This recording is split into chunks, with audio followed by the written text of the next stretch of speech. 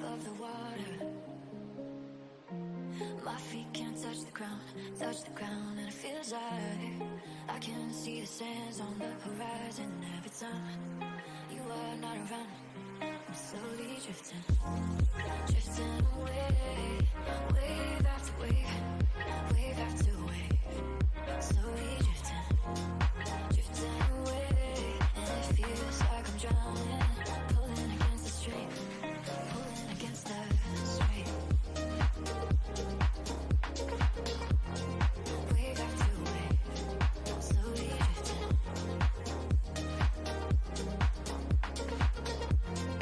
Wave after wave, slowly drifting. I wish I could make it easy.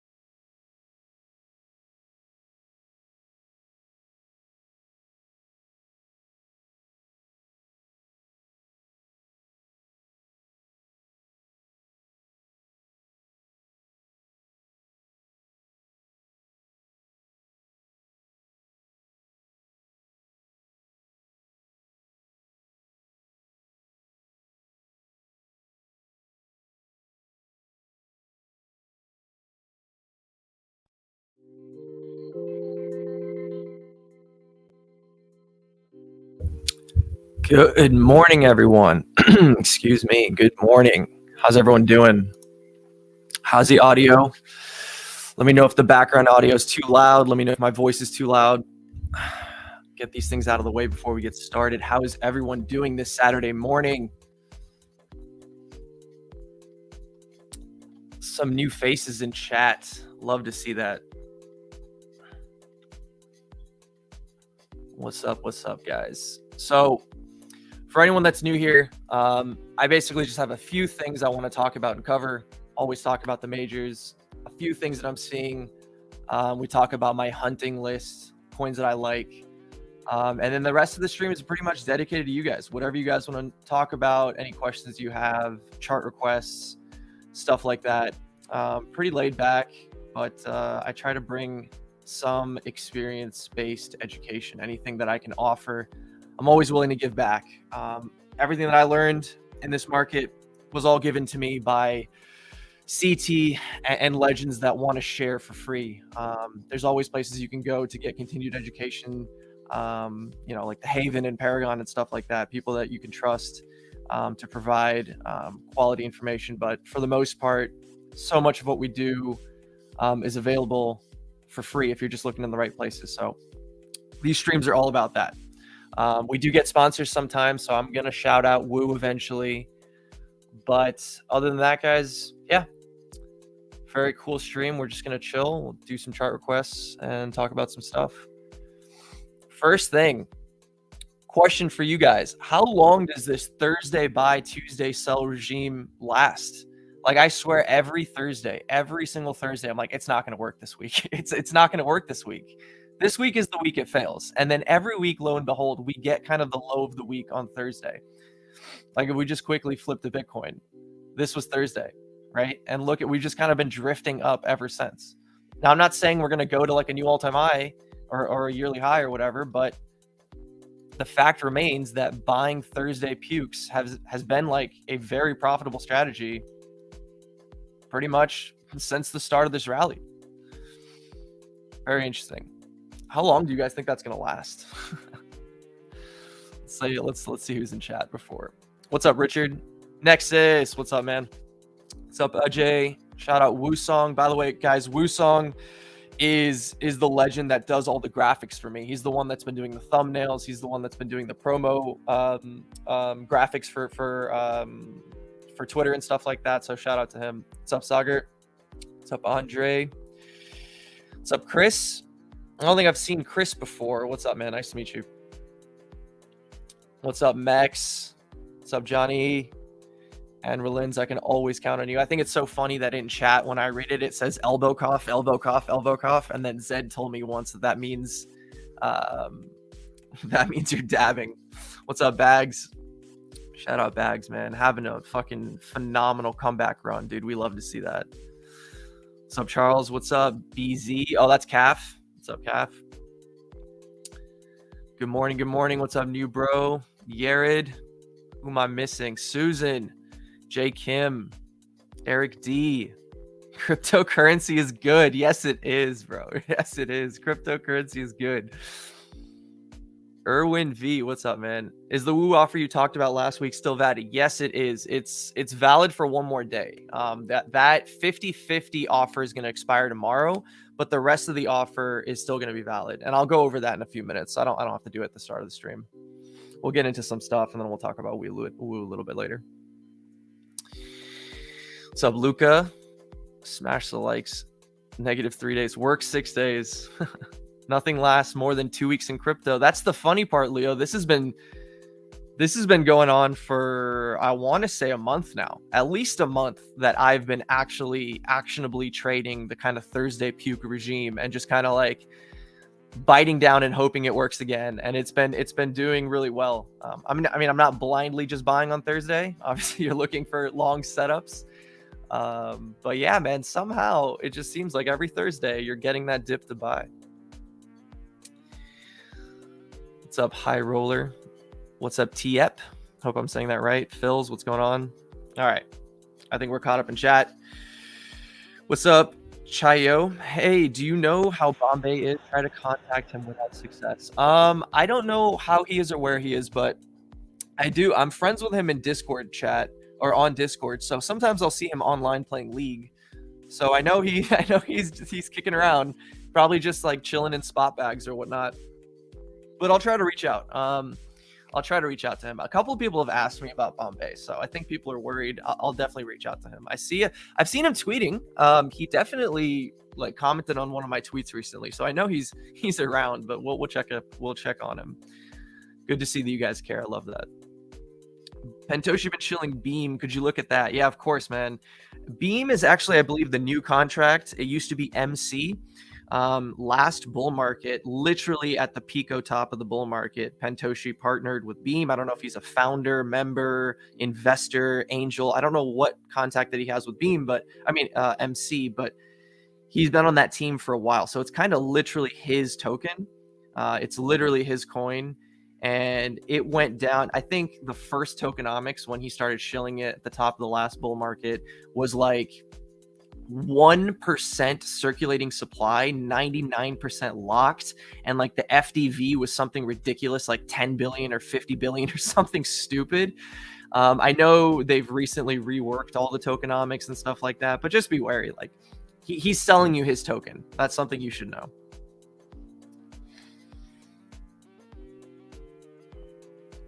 Clinic represent. Yes. All right. Let's put chat to the side for a second. Start talking what we want to talk about. Let's pull up the topics that I have. Thursday buy, Tuesday sell. Yeah, guys. So I briefly just touched on this, but it feels like this is kind of the most unbeatable strategy in the market right now. I know we had this massive wipeout on Tuesday. This was a phenomenal buy the dip opportunity this week. This one and this one, both of these have been phenomenal opportunities. My speculation was, and I literally tweeted this out the day that this wick occurred, because of the location of where that rejection was. Like if I drag this over, this is literally the Luna point of breakdown. This is where we had that long ass range. After the bull market, we ranged and bracketed in this area forever. And then I think anyone who was around last cycle remembers kind of the Duquan and Luna, we're buying all the Bitcoin rally, right? And this is where like Luna just started falling apart and depegging and UST depegged and everything like that. So I refer to this location as like the Luna POB or the Luna point of breakdown. I think it's a very, very significant point of the chart. If you're like a TPO or a footprint guy or a comp guy or a range guy, like there's a bunch of overlapping values in this area to signify, like first test, best test resistance. So as we came into that zone last week and got that rejection on Bitcoin, the first thing I said is like, okay, this is probably where Bitcoin leaves the up only market, that leaves like literally we're not taking any liquidity, we're not taking any lows, we're going literally up only, and it leaves that environment and starts entering the liquidity mode environment. And that's what we've gotten, right? Ever since then, we've gotten liquidity games. We've literally gotten liquidity games ever since, because what that signifies is the end of the turbo spot bid and the start of, well, I missed it, price action's finally calming down, let me get in on perps. And while you're getting it on perps, people are distributing spot on you little by little. They've been in from here, they've been TWAPing from the bottom. And this is the kind of the beginning of the distribution, right? So that's kind of where my head is at. And if I go back, I think I did this with you guys last week. We talked about, it's either a tweet or on stream, but I talked about this last week about the phenomenon how Bitcoin just literally goes up only, has a massive wipe kind of in the beginning of the distribution, and then Dalai Lama's into fresh highs, right? And I tweeted this out literally at the bottom. We were right here. Let's try to put the replay tool on. Boom. We were like this, right? And I tweeted out a little hopium for you guys. The first wipe is usually a great dip buy into the Dalai Lama. That's just kind of the schematic that we've built all year. We've done this literally all year. So this for me was a very high probability bet. And we took this bet and got a very, very nice rally off the back of that. But that doesn't mean that you're going to continue getting just gigapump after gigapump after gigapump. I think we're really in the distribution part of the cycle. I don't think we're just going to keep getting this type of price action just like till infinity, till 40K and whatever. And what's starting to happen, what happens at the top of each rally is that CT or social sentiment or your friends and family start getting this idea of a consensus target. Over here, we had the consensus target of 28. Everyone was thinking, okay, we've reclaimed, however you draw this chart, we've reclaimed 20K, we've reclaimed 18K, however you want to draw this, we've reclaimed the significant FTX point of breakdown. There's just air. Everyone is kind of saying the same. There's just air here. There's just air. We're just going to fill all the way to 28 and 2030 and something like that. And what did we do? We rolled over before that happened. Up here, it started becoming 32 equal highs, 32 equal highs. I know everyone here is familiar with the 32 equal highs in this region. Same thing here, 32 equal highs, 32 equal highs. I'm starting to get the beginning senses of 40K, 40K, 40K, 40K, 45K, go to the other side of this value at 44K, right? I'm starting to hear that consensus high side targets when Bitcoin has kind of broken its up only marker. And then the last thing we can attribute to this is the 4-hour trend. The 4-hour trend is, Pierre has been all over this on CT. I know his kind of trading strategy is really blowing up lately because it's been the strat for 2023. It's basically the 4-hour trend carries you in an up only market. The minute the 4-hour trend starts being lost, you start playing liquidity games, right? And the first correction is usually into the H4 100 200, right? This is usually what catches you the first time around. You can get a pump into there, but basically it's the start of the distribution cycle, right? Not the up only cycle anymore. And this has been true again and again and again. Once you lose 4-hour, the 100 200 kind of catches you. This just ends up being distribution.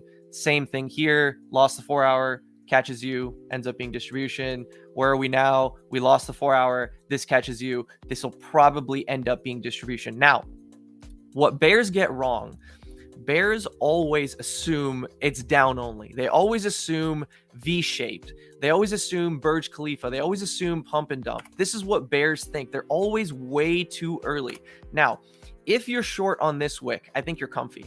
I know a few people. I know Nexus, if he's still in chat, I think he caught this wick, and that's probably a hedge to his long exposure, right? I know a lot of people are very, very astute at catching the tops of these moves, and they can just kind of sit on that.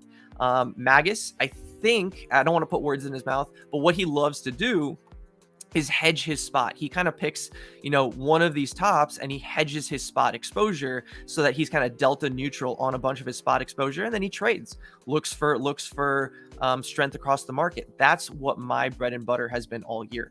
I kind of wait for this 4-hour to collapse. Liquidity gets concentrated. What happens is we all feel like we're geniuses, right? When these markets are going up only, we're all like, oh, we're a genius. We're making money. We can throw darts. We can pick 3 letters out of a Scrabble bag, put it together, form a ticker, long that coin in Binance Perps and make money. That's kind of the environment that we're leaving.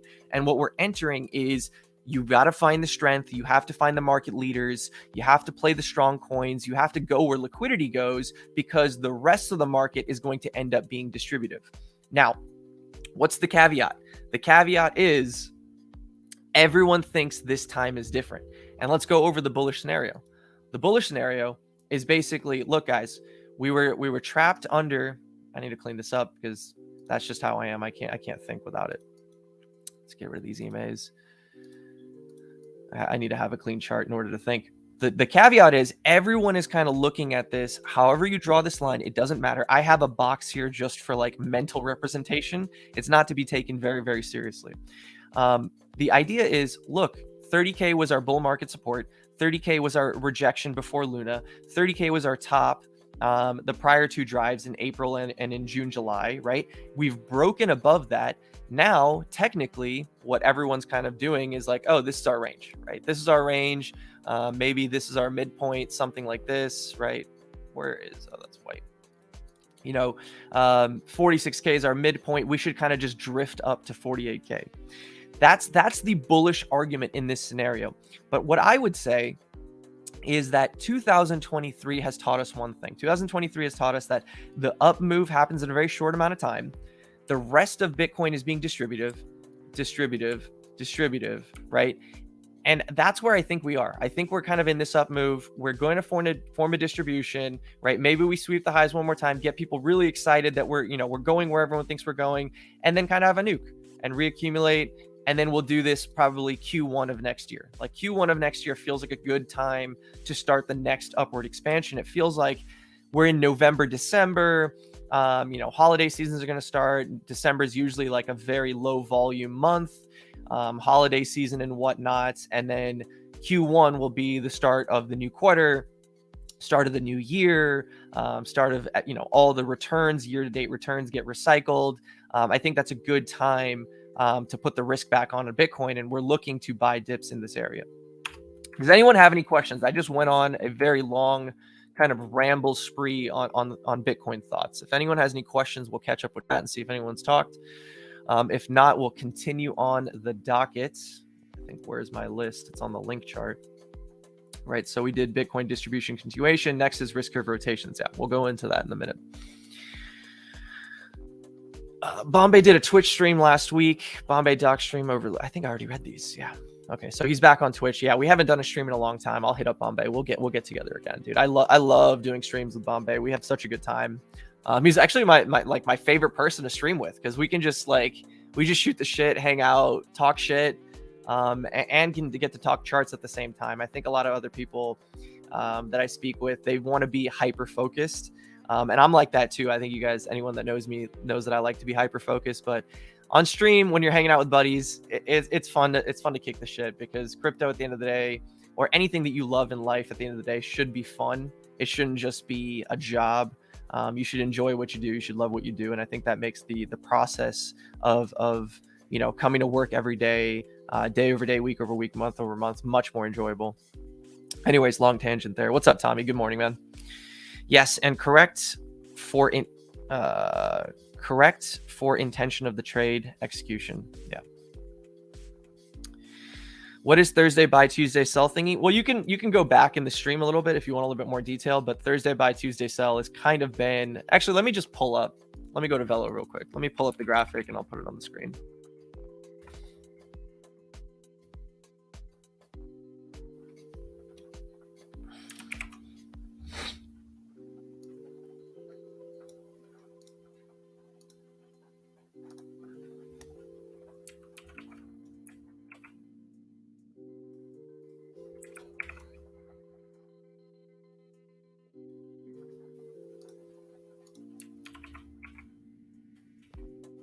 So here's the 1 month returns by day, and here's the 3 month returns by day. So as you guys can see, it's kind of been the same pattern. And I know, anyone who believes in edge decay understands that the more we talk about this, the less it'll last. Like, the edge will decay as soon as everyone starts figuring out about this. I've been talking about this now for an entire month. This is an edge that I used in the past to kind of dictate which day of the week is kind of consistently the worst day. We did the same thing in the summer months. We did the same thing in Q1. It used to be the weekends. It used to be buy the dip, fade the weekend rallies.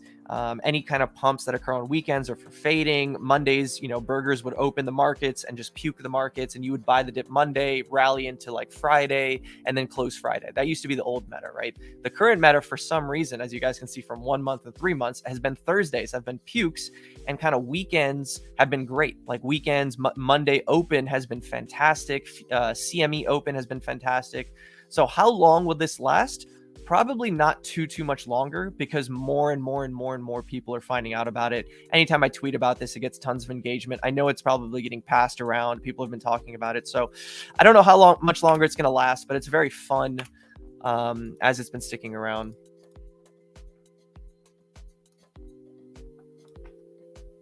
Any significance like an algorithm? I have no idea, bro. You can feel free to speculate on whatever you think it might be that's causing that. I truly have no idea.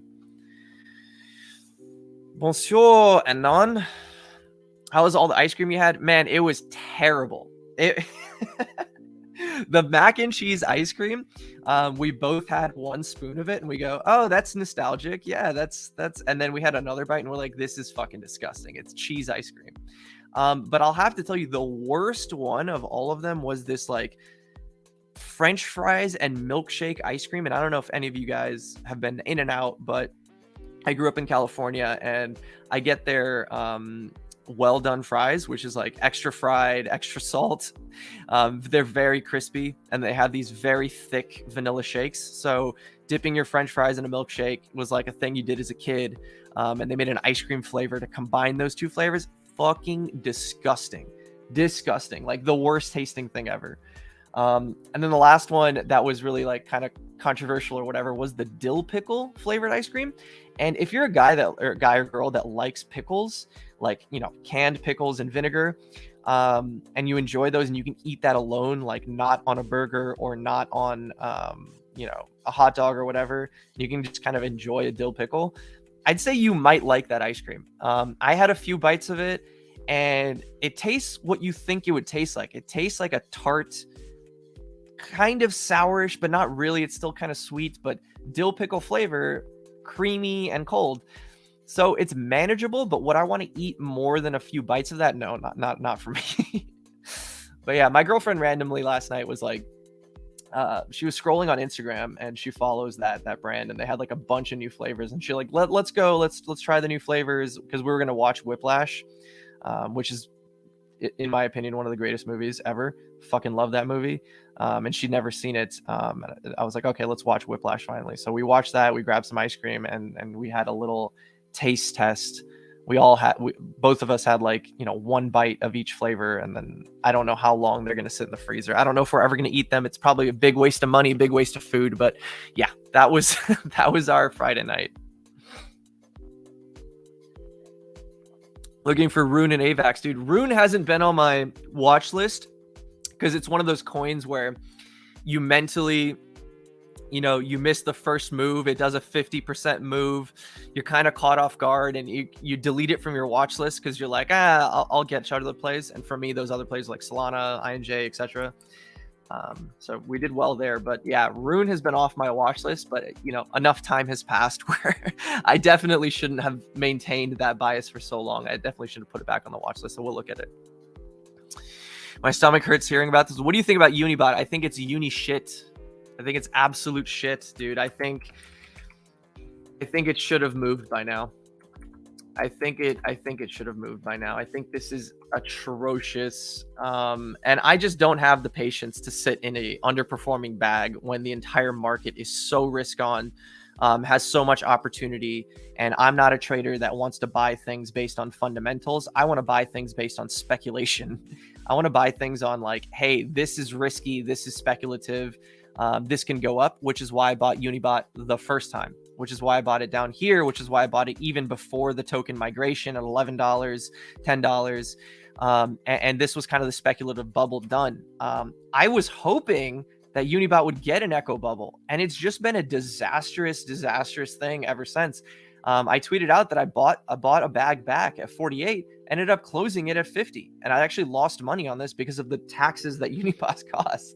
I don't have the patience to sit in a bag that's going to just continue going sideways and doing nothing when there's so much more opportunity in the market. So yeah, I've really stopped following this one. Rune is doomed. Bags has spoken. Whiplash is phenomenal. Yeah, man. One of the GOAT movies, dude. Not many people know about it. I mean, at least not many people talk about it.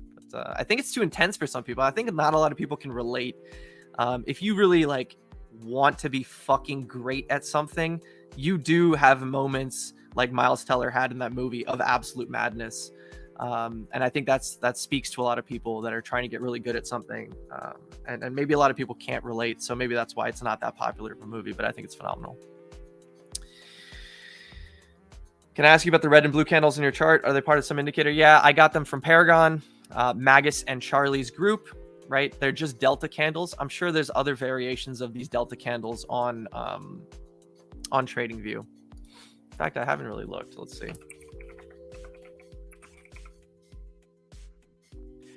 Cumulative volume, they have their own? Wait.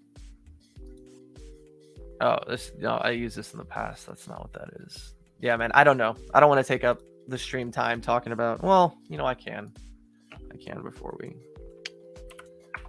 let's see if we can find one. Volume Delta candles. Dev's cumulative volume candles. Let's see, is there, Old version. Let's try this one. 3,000. Whoa.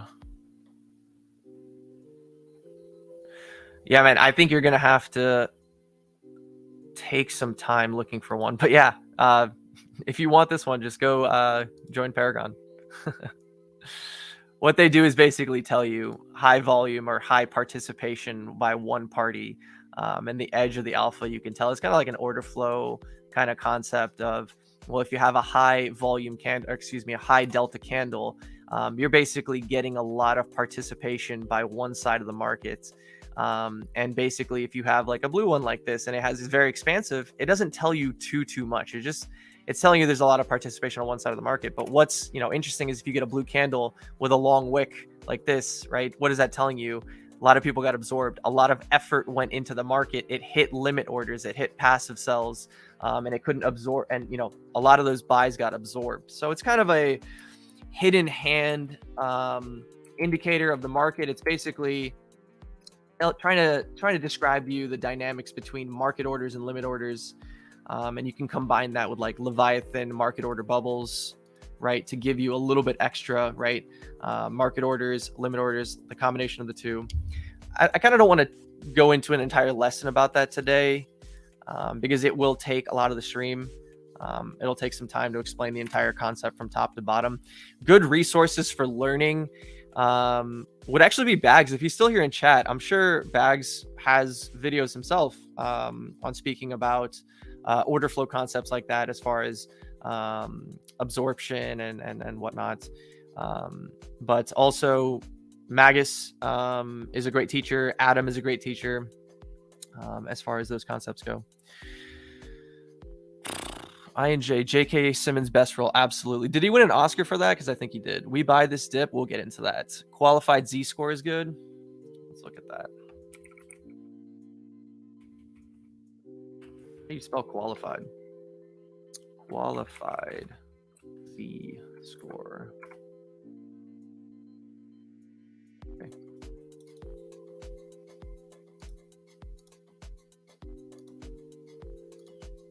Why am I doing this on Unibot? There we go. All right. I don't know how to read this indicator, so this is not going to be helpful for me to describe, but yeah. Bags is in chat. Follow him on Twitter. He'll hook you up. Render when 50 cents. Keep coping, Nexus.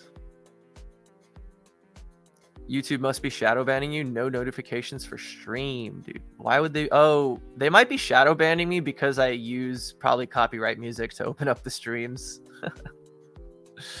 You mind looking at Ordi, Tia, and DNX? So I have DNX on the chart. I actually took your shill last week and bought some Nexus.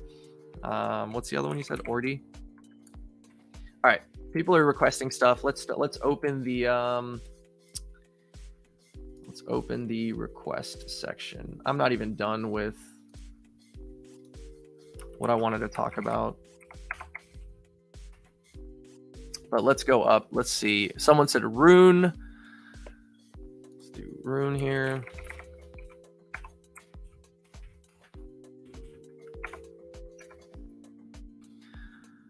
What else do we have? We have AVAX. I'll just move my... I mean, it's already up here.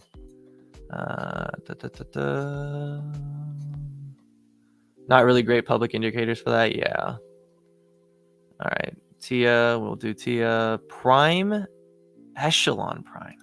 I think I have some Prime exposure through another avenue.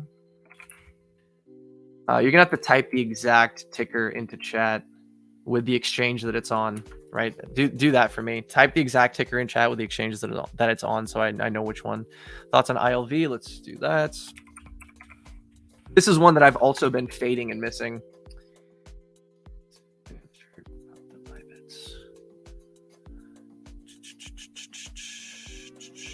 Grok? Do you really want Grok, dude? Nah, man. This is okay. So I don't know if this is alpha or not. This feels like common sense, but these flavor of the month coins that have no value and just are basically memes run really hard one time. They really just do that. They run really hard one time, and they'll probably never make all-time highs again. Why? Because the people that bought this one, they've already moved on. The people that bought, promoted, hyped, the influencers that are in this, the people that are like, this is our coin. Like it was Joe, and then it was Smurf Cat, and then it was Grok, and then it'll be something else. These coins, like once they have these moves, if you caught this and you made the bag, move on, because that's what other people are doing. Anyone who bought in any part of this and sold in any part of this, anyone who made money on this coin is probably never going to buy this coin again. They're probably going to go to another coin and try to do it again. They're going to try to buy another coin down here in the accumulation cycle and sell it on the parabola. And that's their MO. They're just trying to do that. And people that get obsessed with these coins that have, 3 weeks to 1 month in the spotlight, and they're kind of obsessed with them in terms of, let me buy the dip. Oh, it should go again. I would say, you know what? It's possible. And you probably have more information on the coin than I do. But I mean, from my perspective and my point of view and my experience, just move on. Find the next one. Like this one's done. The value of this coin has probably hit its limit.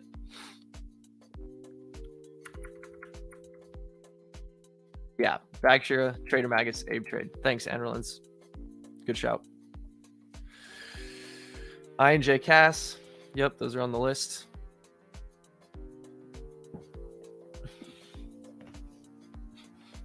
Bagshira masturbates. I see that. H bar. There's always someone asking about H bar. The chart never looks good. This chart has almost never looked good, but I'll do it. Time to short Cass. I would never short Cass, dude. I would never short. I mean, I've shorted Cass in the past, back when it had very clear range high deviations, but it's in price discovery. This is back when I shorted Cass. This move right here was one time that I shorted Cass, and after deviating this high, right? This was the second time. Bounce. This was a short. Bounce. This was a short. Nailed all of these moves. Those are the only times I've ever shorted Cass. I've literally been long only pretty much for the rest. Actually, no, I take that back. I shorted here. Actually, have I talked about this publicly? I've talked about this in the clinic many, many times about how I paid the stupid tax. And I'm actually going to cover the idea and the concept of the stupid tax in my 2023 year review, kind of like what I've learned from 2023 video. That'll be probably closer to New Year's. But the stupid tax is basically, when you fuck up on a trade, to basically swallow your pride. It's the opposite of what I said on Rune earlier in the stream. If you fuck up on a trade, to not let that deter you from being right the next time. Kind of like the way that I saw, let's delete some stuff here.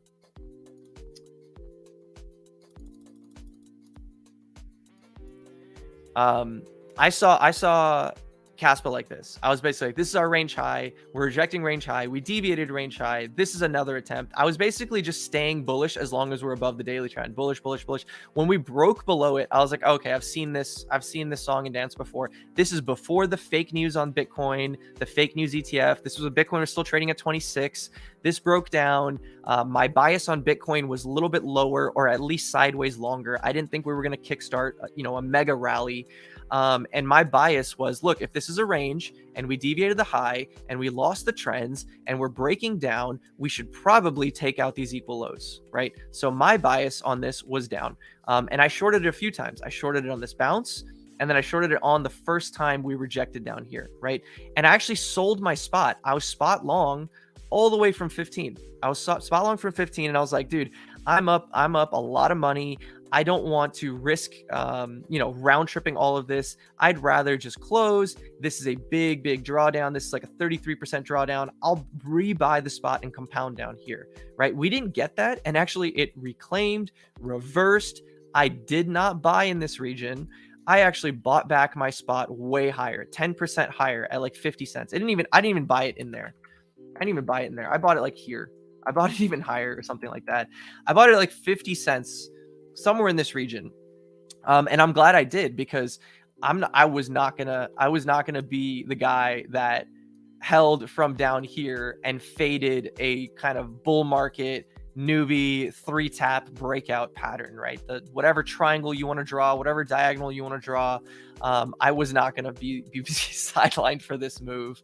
So yeah, that was the stupid tax, the concept of the stupid tax. Like, you're wrong, but don't let that micro loss deter you from a massive win, right? Which is literally, I'm being a little hypocritical here, because I did the exact same thing on Rune. I missed the original drive, but I didn't really have any attachment to Rune. I actually had a lot of attachment to INJ, Solana, Caspa, Render, Link. These coins were the ones dominating my watch list, and Rune was kind of like, oh, I missed this one. Fuck this coin. Delete it from the watch list. All right. Anyways, long, sidebar there. All right. We did H-bar, shorted. No thanks, brother. CSPR. All right.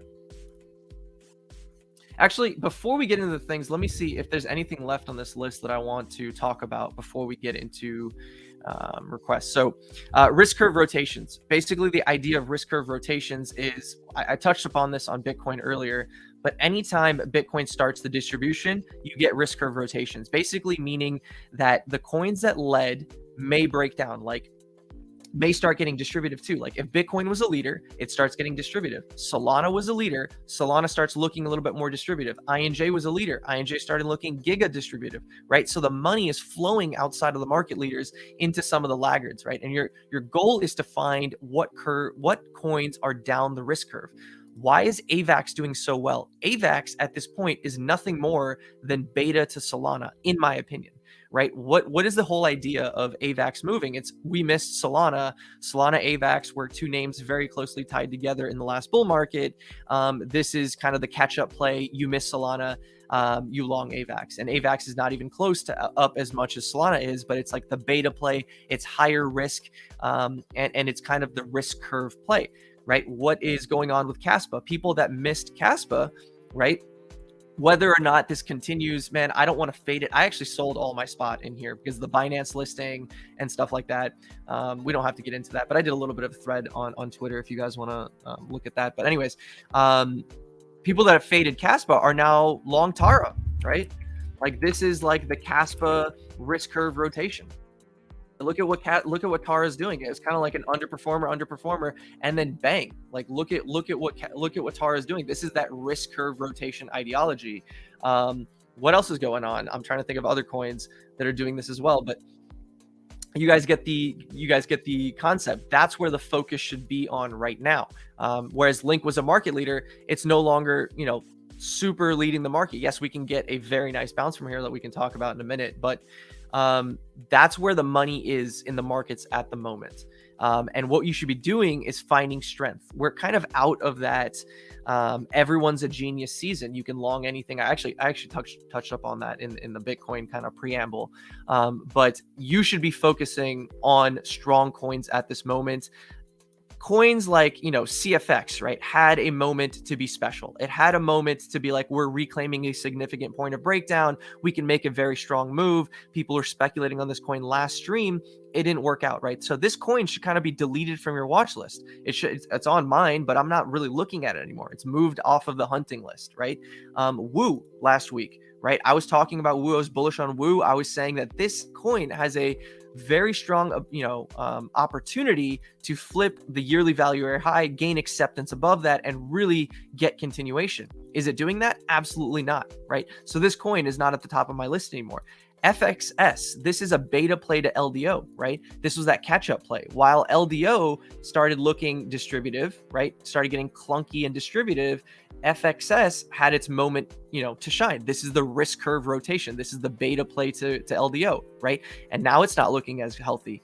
So on and so forth. You're starting to look for coins to find strength on, right? AVAX for me. You guys remember how bullish I was on AVAX? Bullish for a lot of this move. Started getting distributive and breaking down. There's not a coin that even if it starts finding a good setup, I'm just like, how many obstacles are there in the way now to overcome? You have to overcome all this supply. Is it going to be able to do a moon mission from here? Probably not. Can AVAX do it? Absolutely. AVAX looks fantastic. AVAX is like in very strong market structure. You're doing kind of the same thing. I know someone requested AVAX, and this is where you go. This is where we'll talk about it. Is AVAX is doing the bread and butter play. H4 demand, H4 trend. Anytime H4 trend is being respected, you're basically looking for pullbacks in H4 demand, long trigger, right? Same exact thing. H4 demand, pullback into H4 trend plus demand, long trigger, right? And you're basically just looking to be playing the H4 defense, right? Look at how long this has lasted, right? It's the same thing for Solana. Solana did the exact same thing from the bottom, just basically taking the H4 trend the entire way up, and it's starting to look more distributed. What did INJ do? Exact same thing. H4 trend the entire way up. First breakdown, you're trying to reclaim. Another breakdown, trying to reclaim. Now it's starting to look like the H4 trend is flattened out. It's not really giving you the triggers that it was anymore, right? So as long as AVAX is in that kind of market structure, you want to continue hammering the longs anytime you're getting pullbacks into demand plus H4. It's just a very simple, low IQ, bread and butter setup. All right. We said CSPR. I think I covered everything I wanted to talk about. I said investing versus trading. If anyone's interested in that, we can talk about that. Otherwise, the ticker CSPR. Did I get it right? Otherwise, we'll just move on to chart requests. I think this was the ticker, right? CSPR. All right, so it's not really on any good exchanges. XC will probably have the most history.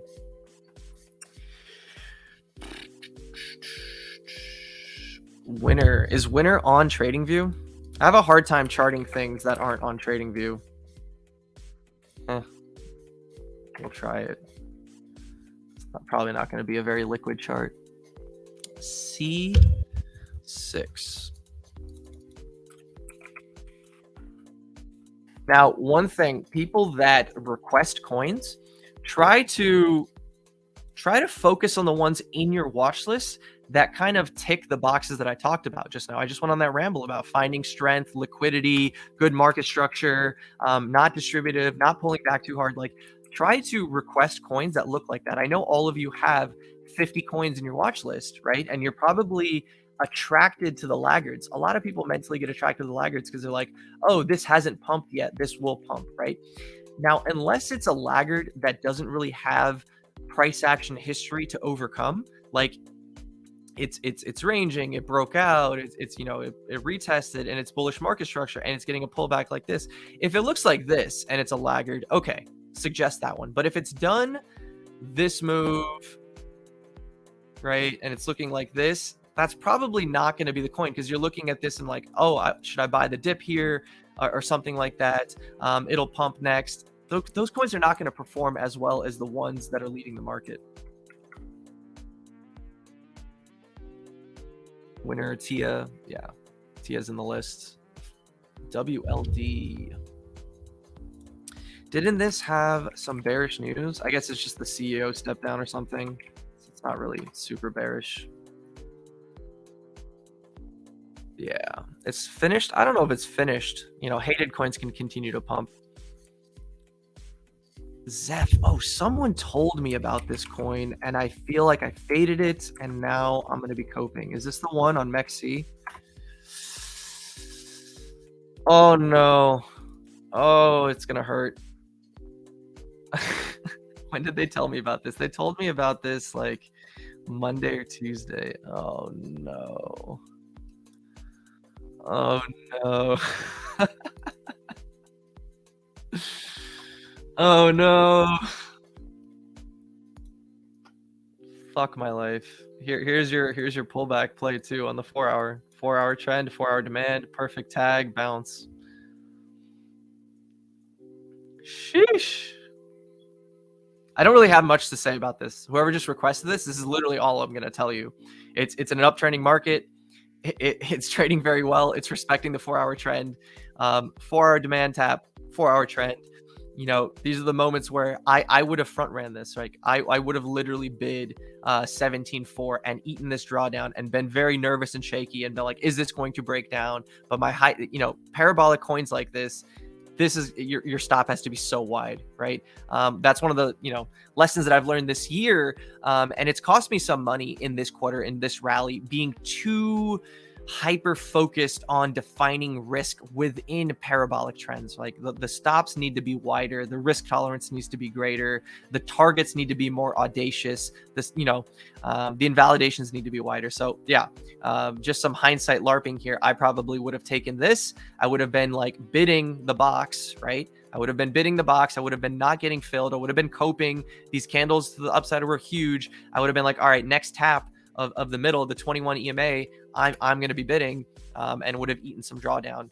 And then once you get this tap, close above, I'm like, oh shit, we actually got that tap. Maybe add to the position a little bit here because the conviction in the trade has now increased, and then you get the reaction. You're long at least until new highs, right? This is the exact play actually I took on Render last night. These bids got filled. It was kind of the same thing for me. Like I was a little annoyed last night when this reclaimed, right? We have a very significant SR, 4-hour trend tag, right? We're taking it on the 1 hour, right? And you have a 1 hour breaker. When this was just kind of floating around, holding in this area, I was coping. I was like, I'm not going to get my fills. I'm not going to get my fills. I'm not going to chase either. I'm just going to leave bids in that SR, in that breaker, and I'm going to sleep. And was watching watching Whiplash and eating disgusting ice cream. Didn't even know that I got filled. Woke up this morning and saw price at 320, and I'm super stoked about it. I took profits literally on the high sweep. But yeah, Render is just another coin that, like, we're just going to keep playing that game. 4-hour trend, 4-hour demand, right? Where's the next 4-hour demand now? Excuse me. Here's your next 4-hour demand, right? So if this retreats into this area around 310 and you get a 4-hour trend, 4-hour demand tag, that's going to be another long, right? If you're someone with a higher risk tolerance than me, you're not even taking profits here. You're literally just like, okay, I'll just round trip 10%, and then I'll just keep holding it. I know it's going to go higher, and I know it's going to go higher. That's not how I can trade. So this is going to be the way that I'm going to be playing this coin.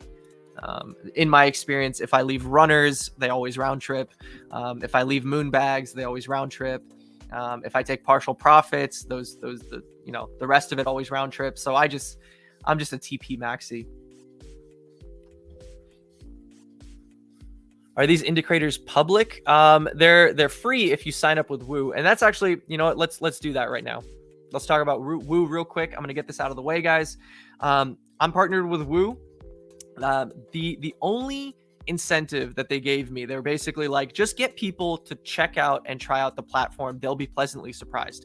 When they approached me, I was like, okay, this is just another junkie exchange. Like, I don't know about you guys, but I get MEXC offers in the DMs all the time. I get BitGet offers. I get Bing X offers. I get all these like B tier order book exchange like offers of like partner with us, right? And I only really want to be with Bybit, and I was with Bybit for a very, very long time.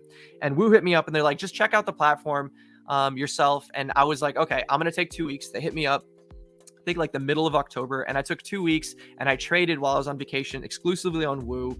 And then I liked what I saw. And I was like, all right, I'll partner with them. They don't want you guys to be like trading giga volume. They're not trying to be like, we're going to screw them on fees. And I'm like, how are we going to provide the best possible package for everyone? And they said, we're going to, like, the ref link that they gave me was a 50-50 split. So basically, whatever volume you guys do, you understand the way that like these exchanges partner with people. Basically, you guys open a trade, that trade costs you fees. 40% of those fees go to the person who you signed up through, right? That's how the typical thing is. I made my affiliate link a 20-20 split. So basically, if you're getting, if the influencer, or quote unquote that cringefluencer is what I like to, refer to myself as, gets 40% of the fees on my link, which is Doc Friends, you're going to get a 50-50 split with me. Basically, you're going to get 20% of the fees back like you're just going to get a discount. So basically, if you're trading on WooX under my link, you're going to get a big discount on the fees compared to every single other exchange you can trade on. And if you're trading volume, you're trading size, this really matters.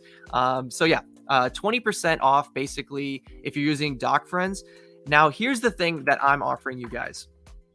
I'm getting like the clinic. I don't know how many people in here are from the clinic and have been in the clinic since last year, but basically the clinic is my open and free Discord. I started it last year in September. The idea of the clinic was I'm going to share unfiltered all of my trades, all of my ideas, all of my plans, everything in chat completely for free. And it started with me and 10 friends, and we would just shoot the shit and talk to like trade plans with one another. I never intended to grow. I never intended for people to follow me, but through the course of this last year, that the clinic has grown to 1,500 people, which blows my mind. And through the course of the growth, I have literally answered everyone's questions in chat, full form. You guys can go back and like go and type in the search board doc and look for media and do videos. Like people will ask me questions and I'll literally record like 2-3 minute videos, drop them in chat as a response. The clinic is way too crazy for me to do that anymore. I literally can't manage 1,500 people. I wake up every morning. I have like 5 DMs of people. Can you help me with this chart? Can you help me with this thing? I have DMs on Twitter for that too. I have like people adding me in the trading channel. So I can no longer keep up with it. And I said last month, guys, I just want to focus on my trading. I can't keep up with it anymore. But if people are really interested in my opinions, like on the dot, and they just want to ask me questions, I made a private channel in the clinic now. So if you sign up with the Woo link, you'll get access to the private channel and you'll get access to private streams. This will be the place where you can pick my brain once a week on stream on Thursday. Anything you guys want to talk about, any coins you want to talk about, any setups you want to talk about, I'll go over those with you guys. And the private channel will be like a direct line to me at any time, because like I said, I can't keep up with chat anymore. So those are the two things. And then the last thing Woo's giving you guys is for the next month, you're going to get a rebate. Let me look at the exact details. I don't want to get it wrong. What is the rebate deal? Here it is.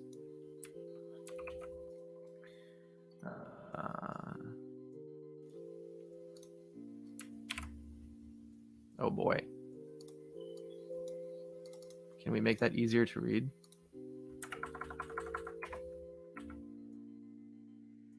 All right.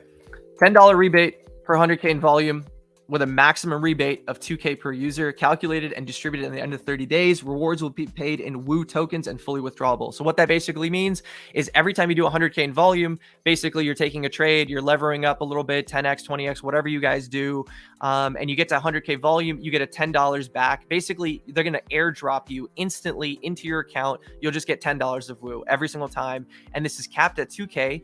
But it's open for the next month, right? For 30 days. So for 30 days, all of the trading fees that you do, basically 20% off here. Woo already has like cheaper fees and you'll get rebates. So basically just keep getting money back on your trading. And me, like I'm looking at the fees that I'm racking up. Like I'm trading and spending so much money on trading. So at least being on Woo has helped me and my own trading get a little bit of money back as far as the trading goes. So definitely check that out, guys. Here's the deal. We'll get back on the stream. But yeah, I just wanted to cover the Woo deal with you guys. And this 20% off deal is expiring tomorrow. So after tomorrow, this 20 is not going to be available, but it's available for life. Literally, if you sign up today or tomorrow, this is for life. Like literally, as long as you trade on Woo, you're going to be eligible for this deal. So pretty good deal there. Get signed up. The code once again is DocFriends, and I'll leave it in the stream link below. Let me actually find it. I promise we'll get back to the stream in a second. I don't even feel comfortable doing these shill things, to be honest. I feel very, very strange out of body experience when I do these things. But yeah, it is what it is. Let me find the link for you guys just real quick, and then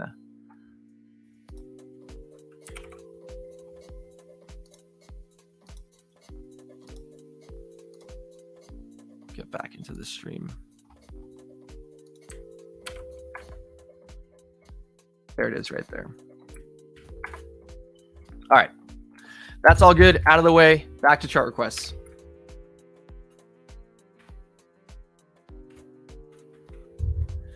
Where were we? All right. Let me catch up with chat. I know people have requested many, many more things. All right, we did Zeph. Yes, please. Investing. Yeah, that's a long topic now. If we're getting into the chart requests, the stream's gonna end up really long. I'll cover it in a little bit. I'll definitely cover it in a little bit. You're gonna laugh at me, but could you put ICP, bro? I am laughing at you. ICP. I'm only gonna do it because I love you. If anyone else requested ICP, I would probably say no. We'll do ICP. Neon. All right. These so many coins I've never heard of.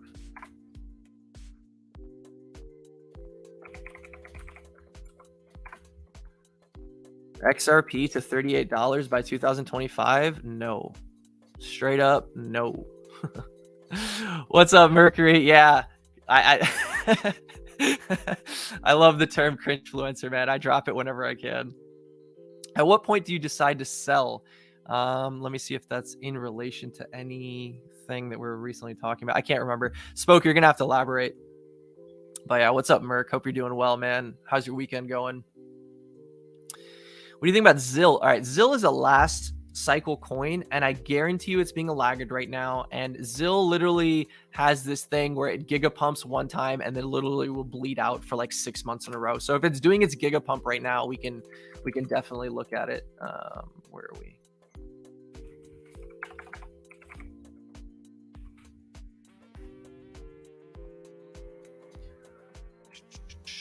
Are we caught up on the requests yet? Just signed up on Try with Scalps. Sweets. Sounds okay. Badger, Dodge. Oh, no. Yeah, dude. You know what's funny?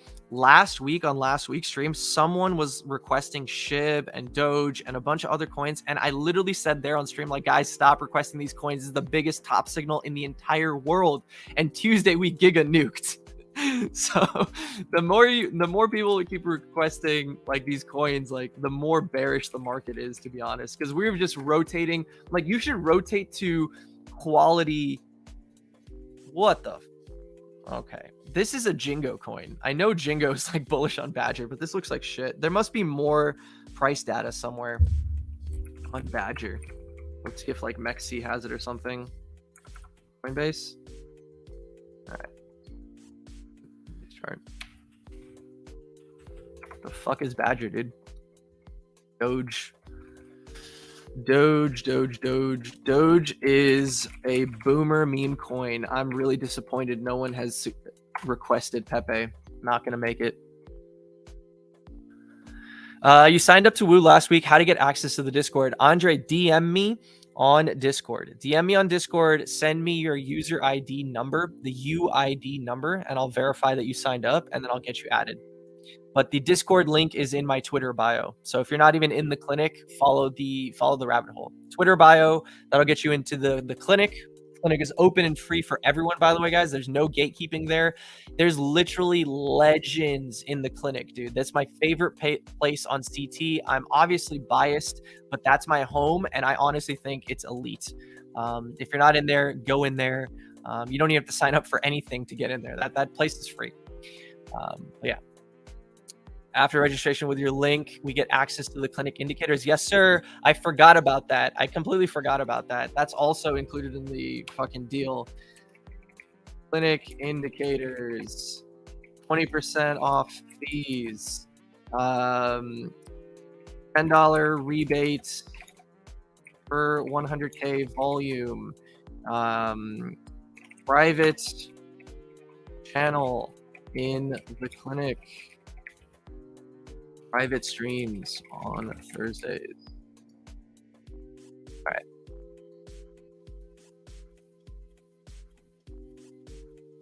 All right. I think we're caught up. All right, let's get into these chart requests. All right, DNX.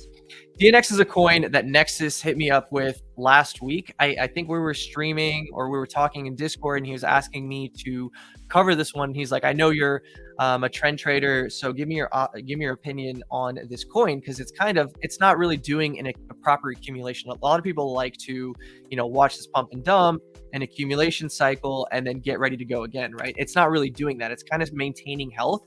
So all I did was really just pop on the daily 100, and I was looking at this and going, okay, that's respecting the daily 100. If we get another tag of that, that's the perfect entry. And I believe what I told Nexus was that this could be flipping the daily 100, because look at this. The respect for, the H4 100, the respect for the H4 100 in this entire trend has been immaculate. And I believe we talked about this on Monday. So we're sitting right here.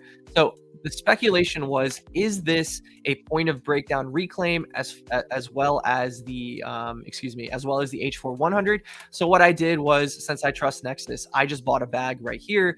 I ate this drawdown. When this drawdown occurred, I was basically watching. I was like, is the daily 100 going to hold? It did hold, and we're getting a bounce. And as we're getting the bounce, now we're trading above the H4 100 200 once again. Very nice tag of that level this morning. So I'm looking for this trend to start continuing. If we break it down to the 4 hour, that's extremely ugly. Jesus. Let's get rid of some of these drawings. Get down to the 4 hour. Let's see if we can get a trend forming. So the first thing we're seeing here, we successfully held the daily 100. We flipped the H4 100 200 once again after rejection, clear and above. And now we've got the H4 trend. So what we want to see from here is all of these confluential factors hold. We want to see all the confluence of this hold. If there's a wick into this level, I'm willing to accept it. If there's a wick into 84, I'm willing to accept it. But if I want this coin to give me the hint that it's done with ranging, and it wants to start expanding, and it wants to start putting in higher highs, and it wants to start making bigger moves, what I really want to see is the high time frame meet the low time frame. And the high time frame is boom the daily, boom the H4 100 200, and the last piece of the puzzle is the H4 trend. If we can start holding this, right, and testing these highs and doing this again and testing these highs, this gives me confidence that, okay, we've really got a potential runner on our hands, and this could start making big moves very, very shortly. That's TNX. Ordi. I think this is the official Ordinals coin. This is the official Bitcoin beta. I have faded this the entire way. I have not gotten a position in this one. I'm sure that it's trading phenomenally. It's literally just holding the H4 trend. And as far as it's holding the H4 trend, I cannot be bearish. There's always moments in these charts, in these coins, where it starts going, well, is this starting to round out? Is this starting to get distributive?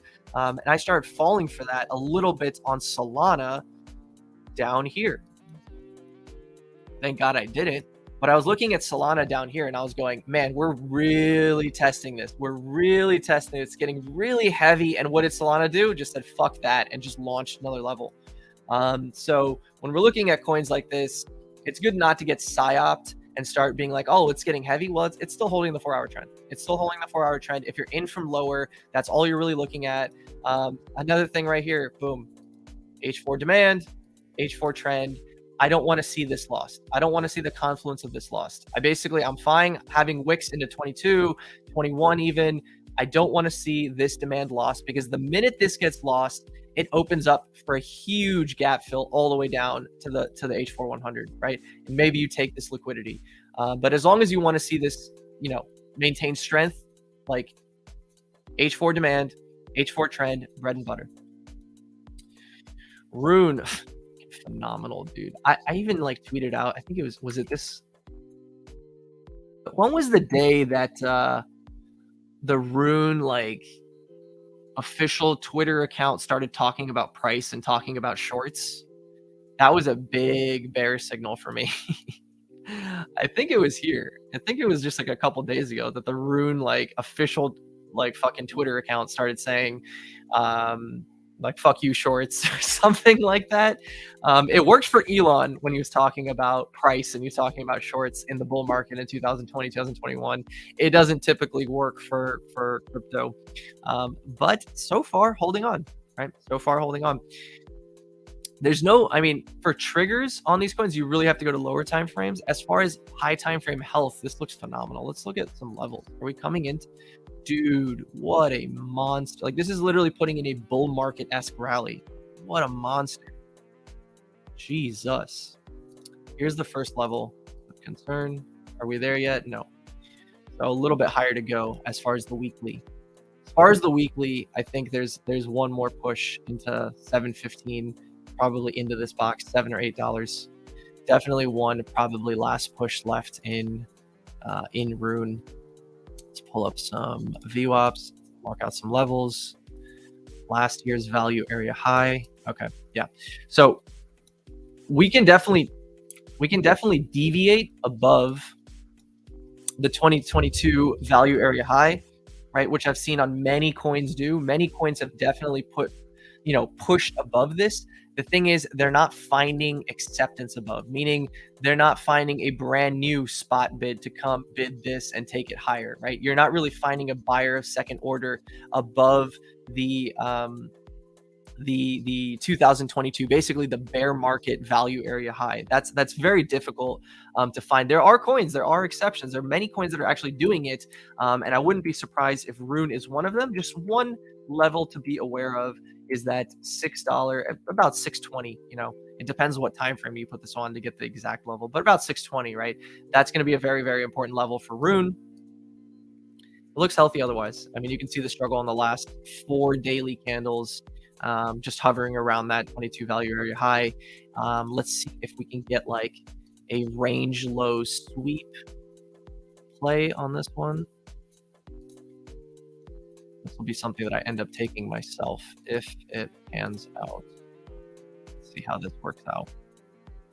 Okay. If Rune does something like this, it doesn't have to, but if it does, I want to be long Rune. If Rune decides that it wants to sweep all of these lows, right, and get back inside, and maybe it even deviates, maybe it even really puts the pressure on people and sits down here and does something like this and gets back inside, I want to be long Rune on the reclaim, and I want to target the highs and potentially the final expansion up here. That's the kind of the playbook on Rune, and I'm actually going to set some alerts myself now. Be aware of this. If and when it happens. And then let's look at the highs. Are these equal highs? Did this get swept? Those are equal highs, right? So you have equal highs at 668. You have a bunch of stacked lows. This could be the classic, I forget what like Follis calls it, but I love using his example. I know this is like the most common pattern in the world in bull markets of like ranging, bracketing, sweeping the lows and sending. You can call this a PO3. You can call this whatever you want to call it. Everyone's got a different name for it. But I just love that Follis came up with his own little acronym, and I love him for that. I think it's called ERDI or something like that. I think it's hilarious. All right, moving on. ILV. Okay, so this just got listed on Binance Perps. The thing that I like to talk about on Binance Perps is if you pump into a Binance Perps listing, it's usually a top. If you dump into a Binance Perps listing or the coin is flat, it's usually a good buy the dip opportunity because Binance is just listing that coin, like that dead coin, in order to be pumped. Like that's the reason for them to list it. Brand new playground for you guys. All the degenerates can get, start having fun. People start asking questions. Why is this coin pumping? You start ripping shorts, a new one. And it's a very fun time. But sometimes, and I've actually seen this tons of times, and maybe this time is different, but when there's like a parabolic coin and you get a Binance Perps listing, it ends up being kind of like a distributive kind of like top. We've seen that many times this year, and that's kind of my speculation on CAS is that going to happen on CAS? And so far, it does not fucking seem like that. I felt very vindicated when it started dumping because I dumped my spot on the announcement of the Perps listing because I'm like, look, we're finally in the top 25 market cap by coins. I'm up 10x on my spot bag. We're finally getting CT to talk about this coin. We got the Binance Perps listing. Like we've got all the kind of milestones ticking off in my like finally sell this bag coin, finally realize this, realize the trade. And we're getting those. And I may just end up trading this on Perps myself if it continues staying strong, which it fucking is, dude. This coin's I did not expect Caspa or not. Yeah. to be this strong. But look, this is that exact setup that I was talking about on render, right? Deviate the lows, get back inside, reclaim, and send, right? So maybe this is where Caspa's going at the moment. It's going back to 15.2 and potentially higher. So yeah, H bar, right? I knew this is going to be a piece of shit. Sorry, man. Whoever requested this, look, I only get asked about H bar when it's doing these moves, right? And people always expect H bar to do something phenomenal and do something different, but in my opinion, it's just a dead coin from last cycle. It's got nothing going for it. It only moves when people have nothing else to bid. I mean, it even looks junky. Like from a trader's perspective, who wants to tolerate these moves just for a microcosm of higher price action afterwards, right?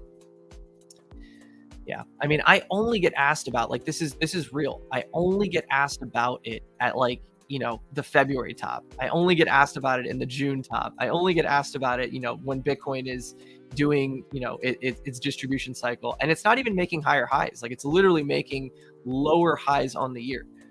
So that's just telling you how weak it is. It's literally only going up because the market is going up. So I don't really have anything to say about this. Like, I'd rather give you advice and be like, dude, there's so many coins to play that are great in the market. Don't worry about H bar. And then more of the same here. More of this. Oh, Jesus. More of the same here, man. I mean, if you are buying this coin for a fundamental reason, if there's a catalyst, a narrative, some tokenomics, information asymmetry that you hold, if there's some value to you that this coin provides, that you want to be long this coin, that I'm an idiot and I don't know what I'm talking about, and this coin's going to do well, more power to you. As far as the chart and the price action, this tells me that you should delete it from your watch list and never add it back. All right, this is going to be tough. Let me try to get... I know this coin's doing well. That's why I'm going to make an exception. And I'm going to go on Deck Screener and try to pull this chart up for you guys.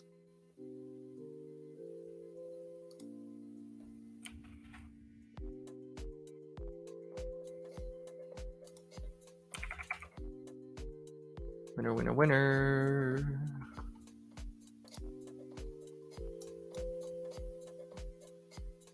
All right, I don't have my indicators on here, but okay, I can add them real quick. Sweet.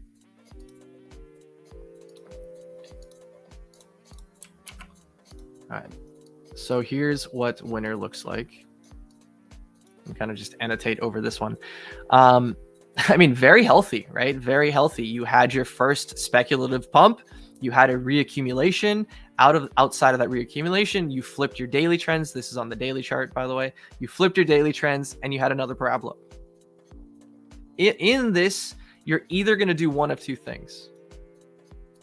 You're either going to bracket here, right? And then make another move upwards, or this is the top and you're going to retreat back into value. Now, what determines which pathway is going to occur? I think that's where it pays to know what the hell is going on with the coin. Was there a catalyst that caused this price action? Was there an event that caused this price action? Is this pure speculation? Is it just purely being driven by, look, I'm underexposed to this good coin. This coin is listed on Arbitrum. I'm bullish on Arbitrum. This is one of the best coins on Arbitrum. And I'm underexposed to that. I think versus buying ARB, I should buy this. Maybe there's someone shilling it. These are the factors that matter a lot when dealing with micro cap coins. I had a friend tell me to buy Winner down here, and I bought it, and I just basically cleared out that capital. I was like, I don't really want to sit in some on-chain bags right now, and I basically closed it for like a 10% gain. And I'm coping. I'm coping that I missed all this because I didn't have patience. But yeah, I mean, it looks fantastic, right? It's within trend. It's within market structure. It can just simply consolidate and bracket here and push higher. There's not much to say about this. With on-chain bags, guys, I never tell people about like, hey, take this price action trigger. Hey, take this sweep of the low. It's basically always just very, very simple support and resistance and trends and narratives and catalysts. And basically market health. Those are the things that matter way more than, hey, did it run this low? Is it doing this? Is it in bullish price action? It's kind of just like market structure, trend, narrative, strength. Those are the things you're focusing on. This looks fantastic. It's not something I'm going to fade until it starts losing the daily trend, in which case that I would be starting to get very, very concerned. If it starts getting distributive and breaking down from there, I would start getting concerned. Otherwise, it just looks like it may, most bullish scenario, range and then start breaking out eventually. Oh, now here's a good one. All right, baby. Let's see. This is a good one. Whoever requested this, props to you. Woo! How old is this? This is an old coin. Oh, no, not that old. Okay. This year, new and shiny. All right. So my classic trigger would have been once it flipped the daily trends, right? We're obviously not in there anymore. This is not a possibility, but this is the alpha that I always tell people. This is in the watch list videos of like anytime you're in a ranging environment, how do you know when you're going to break out of the range is when you finally flip the daily 100, daily 200. That's your trigger to say this time is different. I'm not going to sell range high. We're ready to expand, right? And that's what it's doing, right? The minute it flipped the daily 100, daily 200, that's the minute we're ready to go and you know, game on.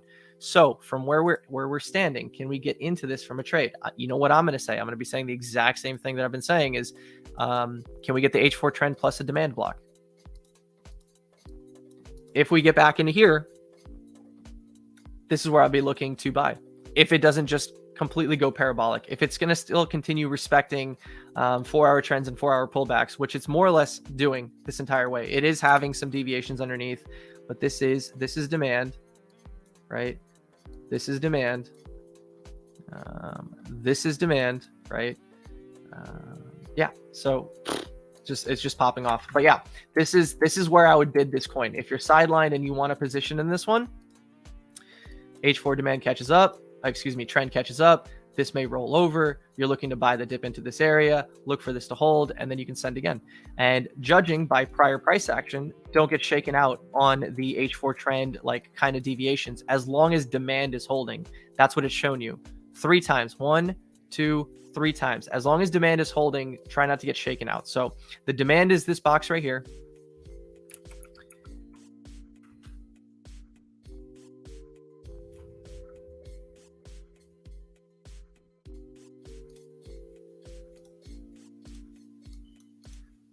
This is a scenario that could play out. Like this goes a little bit higher. This trend moves here. Something like this. This comes down. You know, you're kind of losing the 4-hour, but you held demand and then it can send again. Looks fantastic. You know, looks fantastic. Great coin, man. Great coin. Something I'll pay. It's only on KuCoin, huh? I don't have any funds on KuCoin. CIX. Oh, it's on MEXC too. That's kind of nice. Oh, it just got listed on MEXC too. Woo. Guys, right now, here's another bit of alpha. I know a lot of you guys know this, but a little bit of alpha. The risk in this market, basically not the risk, the degen playground of last cycle was KuCoin. KuCoin was the absolute low IQ, long everything, degen, coins are worthless, list everything, coins are doing multiples playground. That was KuCoin last cycle. This cycle, it looks like that's going to be MEXC. So when coins get listed on MEXC, it's kind of a bullish, it's a very bullish listing. Like MEXC listings right now are very bullish. So the fact that this is like a brand new chart on MEXC, people are probably not paying attention to the KuCoin listing. That's probably why you're getting this, finally getting a different set of price action. If we compare CSIX to the KuCoin, right? What were we doing? We're doing very kind of like nice and uniform price action. The KuCoin listing, it looks like volatility has picked up quite a bit, right? So something to pay attention to there. Right.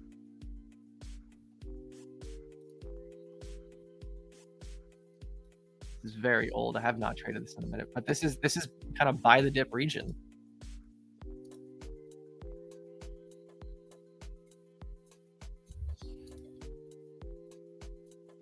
All right. So number one thing you guys can clearly tell, this is no longer a trending coin, right? This is a big kind of blow off, right? Big blow off, big rejection, some distribution at the top. Now there's a FUD. There's FUD that kind of carried the sell off. Sometimes, actually a lot of times, FUD is really good because you want negative catalysts at support always. Like if you have support, right? And price is doing this, and it's nuking and it's front running, and then you have like a negative catalyst and you go boom into that support, and that support is still holding, that's a very good sign, because basically someone decided to buy other person's capitulation despite the news. They didn't give a fuck about the news, and they bought that supply where you think they would, and this looks fantastic, right? It gives you an invalidation. So WorldCoin is in a way doing that. If we just want to take some very low IQ levels here and do something like this, you can even make this fatter, who cares, right? And we're looking at it like this, and we're saying that was resistance, this is resistance, right? This was our attempt to flip it to support, and we're coming back to that level. I don't like how this is drawn, right? And we're coming back into this level, 170, 180. This region is probably a buy the dip zone for WorldCoin if you're bullish on this. Like if it forms some kind of bottoming structure here, right? This is where you want to get bullish on WLD and look for high side targets, right? If we're going to get a continuation in markets, that's what you want to look for, because the market is giving you the best invalidation that it can on an SR level, right? And all you have, and what you have here as well, is your H4 trends and then your daily trend. It's just starting to form. So what can occur is that rounding that I just drew, the rounding can occur right into the daily 100, right? So it can do something like this. And you know what would be phenomenal is a big shakeout, right? Big shakeout into this region. That's kind of the setup. And I'm just going to leave this on my chart, and I'm going to leave an alert here.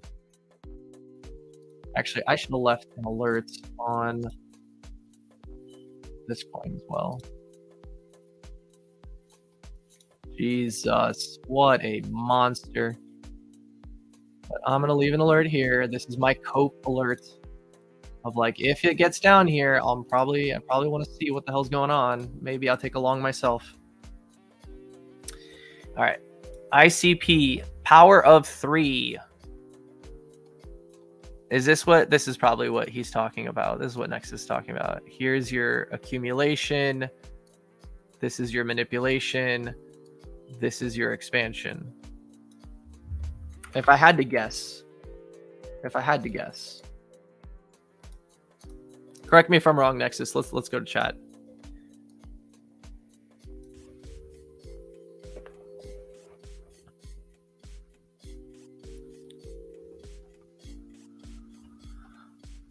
All right, we'll wait for everyone to catch up. So yeah, ICP, man, I don't want to chart this code. I'm only doing this for Nexus. I do not support the ICP thing. All right, let's why am I? Let's actually just apply the system. I don't want to be lazy. I really just want to be lazy and blow it off. But let's apply the system. All right, this looks like it's starting to become distributive. Let's see if the daily trend is holding. The daily trend is holding. All right. Fair enough. Hard for me to ever be bearish anytime you're getting a correction into the long H4 trends. It's very hard for me to be bearish anytime you're getting a correction here. I can't be bearish on this spot. So even if I say that this chart looks ugly, right? As long as you're holding that support, and look, we even got an SR here. I hate that you're making me like this. I hate it. I hate that he's making me like this coin. Well, all right, Nexus. As long as you're above basically $4, I'm not going to be fading this coin. And I believe that you've reclaimed the daily 100 and the daily 200 as well. So this region is a buy the dip region. This is a support the bulls region. If you can hold this area, and kind of the same way that I drew it on WLD, if you can get a deviation in here, that would be even more bullish. If you can get a dip below $4 and a reclaim, that's going to be even more bullish for continuation.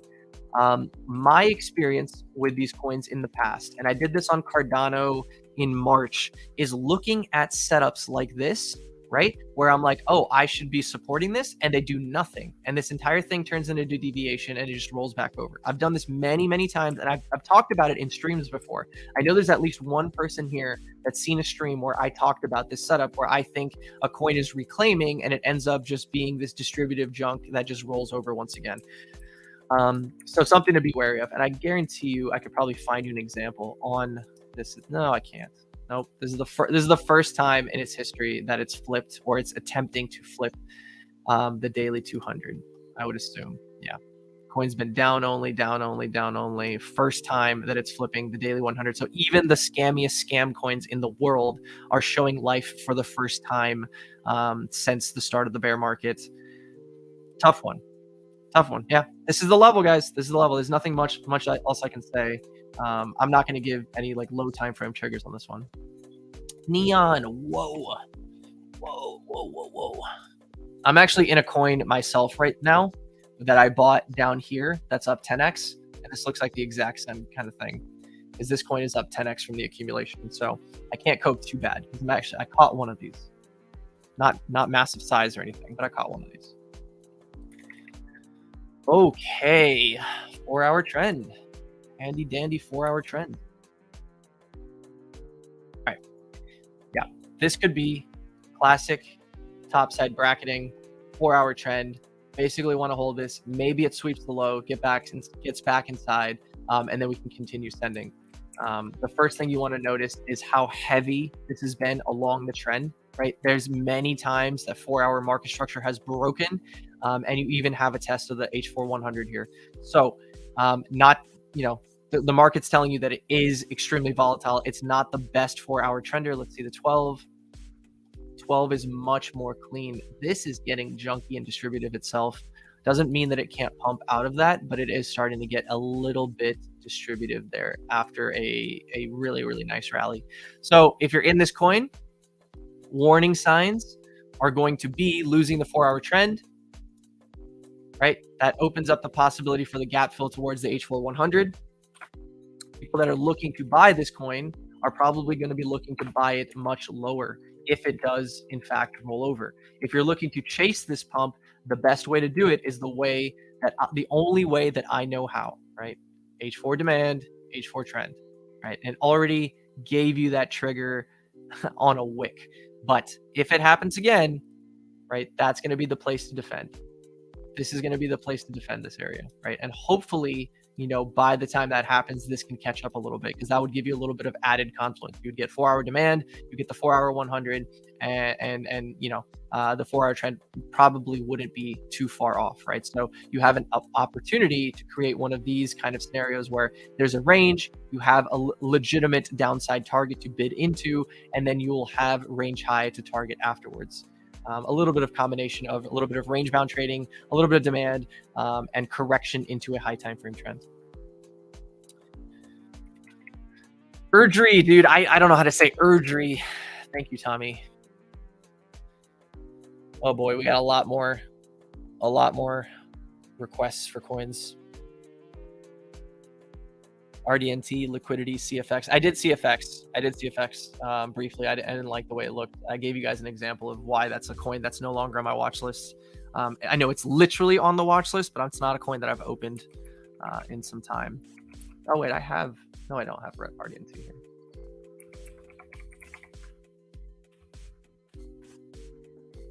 No one's asked for Pendle.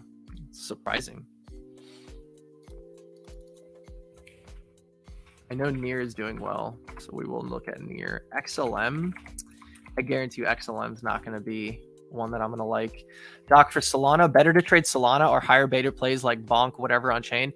I mean, the thing is, the Bonk trade has been in play already for a few weeks now, so you're very late to the Bonk trade. Can we pull up Bonk?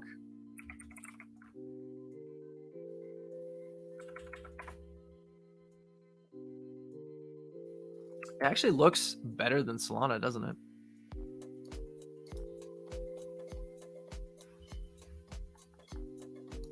I do like a side by side.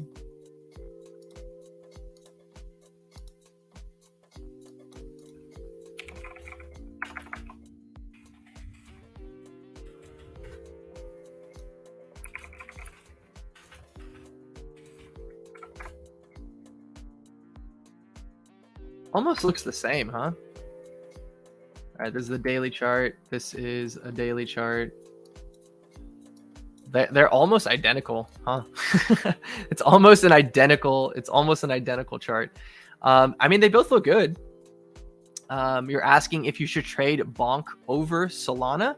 I mean, that's up to you. So like, you're getting the same experience both ways. If you trade Bonk, right, you probably don't have to trade leverage because these moves this is a 15% move intraday. What is Solana doing intraday? It's doing 8%. So you're getting a 2x beta on Bonk. If you're trading Solana, you just kind of slide the leverage bar a little bit higher and you trade Solana. If you have massive size and you're getting in and out of trades, you trade Solana because it's going to be much more liquid. If you don't, and you just want to trade Bonk and you probably don't even want to trade leverage and you just want to hold spot, you could do it on Bonk. But more or less, this is the same chart. Unless I'm missing something. This is like the exact same chart.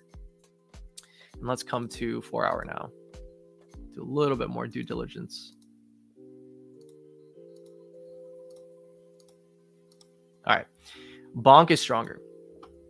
Bonk is a little bit stronger from here. And yes, now here's the game theory aspect. The game theory aspect is many more people have been long Solana from the start. They're taking profits. I took profits on my spot Solana. I think Ansem has been talking about like $60 has been his line in the sand, and we're really trading around 60 right now. People are chasing higher beta. This is the risk curve rotation.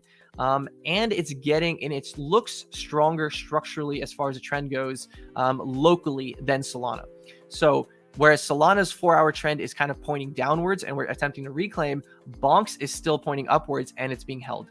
So from here, from this moment where we're at right now, my speculation is yes, Bonk's price action has the opportunity to, significantly outperform Solana from here on out. It's definitely that. And you definitely have a lot more degenerates in the market just going, oh, I missed this, I missed that, I missed X, Y, and Z. Let me chase, because there's this idea in markets that participants have where they go, I need to catch up. I need to take more risk. I didn't take enough risk. Let me take more risk. So actually the market gets nuttier, wilder, more volatile at the end of the risk curve rotations than they are at the beginning, just because there's so many people chasing the beta.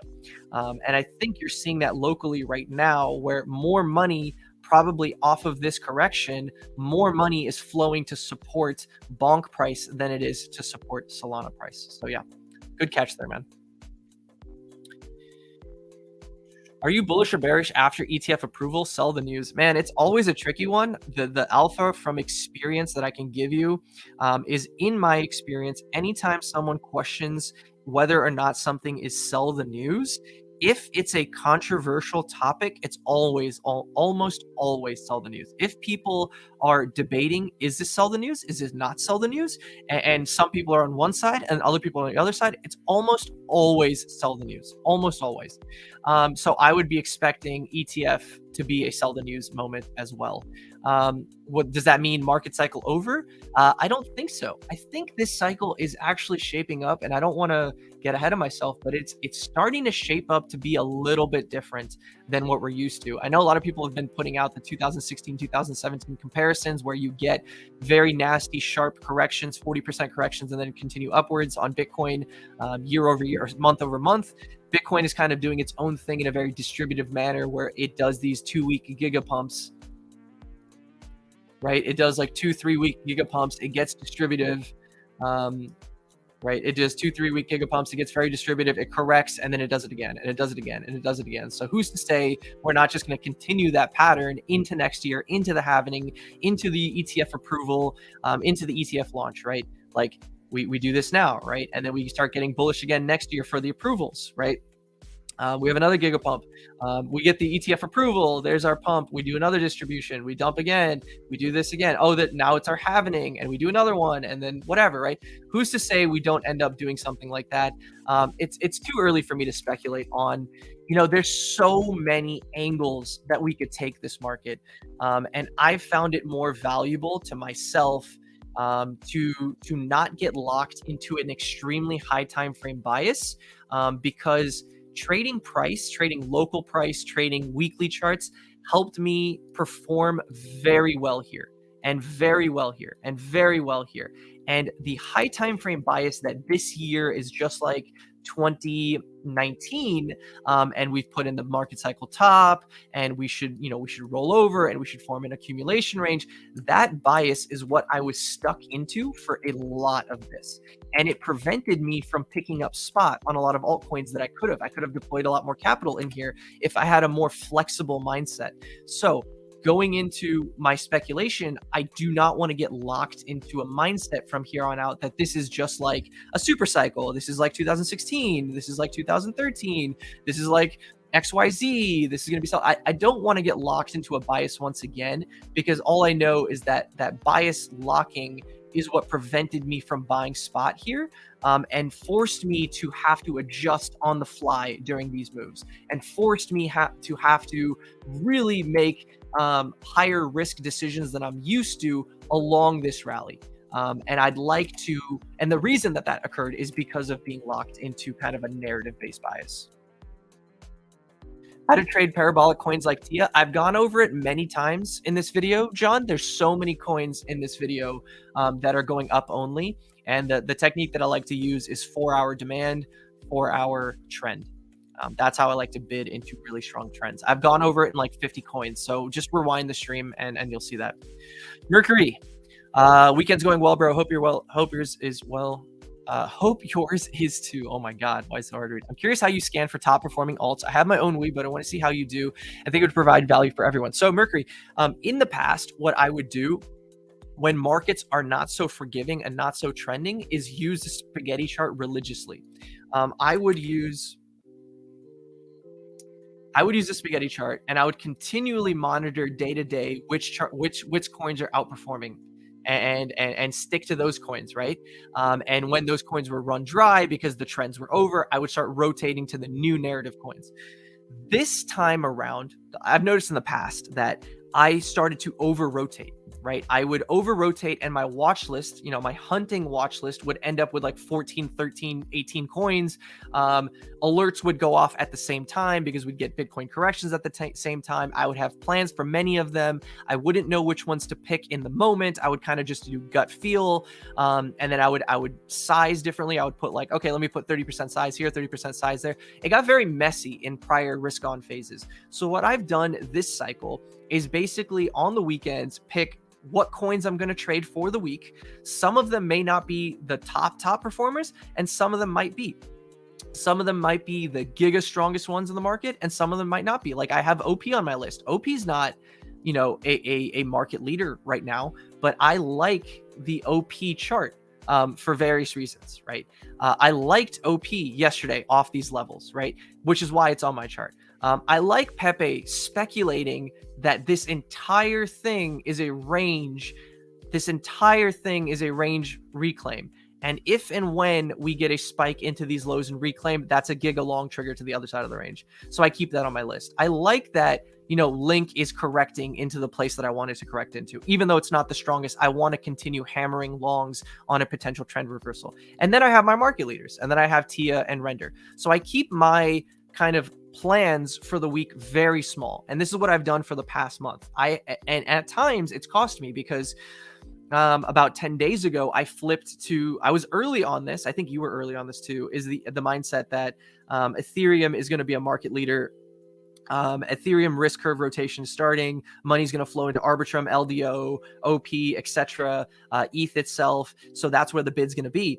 And those coins dominated my watch list for a week, and I underperformed people in that week because I was not willing to add more coins to my list. Me as a trader, I'm just simply trying to get better month over month, quarter over quarter, and tweak my own system. So what I'm saying to you now is basically how I'm doing it right now. I've done it differently in the past, and I'm sure next risk on phase, I'm going to tweak this again in order to include more coins so that I do not have a week where I underperform in Ethereum related names again. Because that week where I was stuck in ETH coins felt terrible. I'm not gonna lie, it literally was that Squidward meme, staring out the window, looking at SpongeBob and Patrick having fun, and me going, oh yeah, I did buy the Pico bottom, but my coins are up 5% while other coins are up 25%. So yeah, it's all work in progress, man. I did CXIS or I'm so behind on chat. Harry Potter, assuming I'm not going to make it. Dude, you know what's so funny is last week on the stream, literally last week on the stream, it was a stream topic talking about Harry Potter, Sonic Obama. You know, we absorbed the terrorism, we absorbed the terrorist strike, and we're going to moon. And literally this candle occurred on stream, dude. This candle occurred on stream and is literally down only from there. The way that Harry Potter is right now, I'm just going to put it on the daily chart. I have a bag of this, by the way, and I'm underwater on this. I didn't sell. I have a 12.4 average on Harry Potter. I bought to defend here, and I didn't want to sell this. My targets were much higher. My targets were like 30, right? TP sum, right? So I didn't sell this. I round tripped this, and I thought, what the hell am I going to do with this bag? And if you've traded on chain before, it's very hard to get precise exits. You miss precise exits because there's no like, you know, stop limits or trail out, you know, trail orders and stuff like that. So I'm just holding the bag. I'm holding the bag, and it's, you know, I can't sell the bag into daily 100 plus daily demand. I can't do that. So I'm just holding this, and I'm hoping that it works out. And I'm a bag holder. I'm currently 10% underwater on the bag, and it was a lot more earlier today into last night, but I'm 10% underwater on the bag. And I still have hope that this is one of the more Lindy meme coins, and it will survive versus coins like Joe and Grok and whatever else. I don't think those coins will survive, but I do think this one will.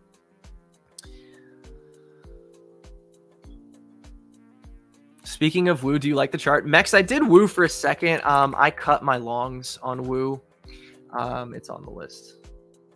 I cut my longs on Woo. I took profits on this wick because my target was the previous quarter's value area high, right? I did this, and then I actually tried to compound and then got stopped out on the compounding, and then tried to bid again, and I didn't like it, and I closed it for break even. But the way that this looks, it's starting to look very heavy from a daily time frame perspective. I think it's going to need time before we can get a trending environment again. This is not a top priority anymore. Last week, I thought we had the opportunity to do something special, which is why it was very high priority. But this week, I do not believe, you know, it's not one that's on my core watch list anymore. As far as the way the high time frame picture looks, because now it just looks like you rejected yearly value area high. I know this is messy and hard for some people to see, but the gray band, the very fat gray band, that's my yearly VWAP. The top of the fat gray band is the yearly value area high. All it looks like is that you got rejected by this area and you distributed. So I was very bullish on this when it looked like it was going to expand outside of it. I'm not bullish on it anymore. QNT, I'm sure QNT looks like ass, man. Last time I looked at QNT, it looked like ass.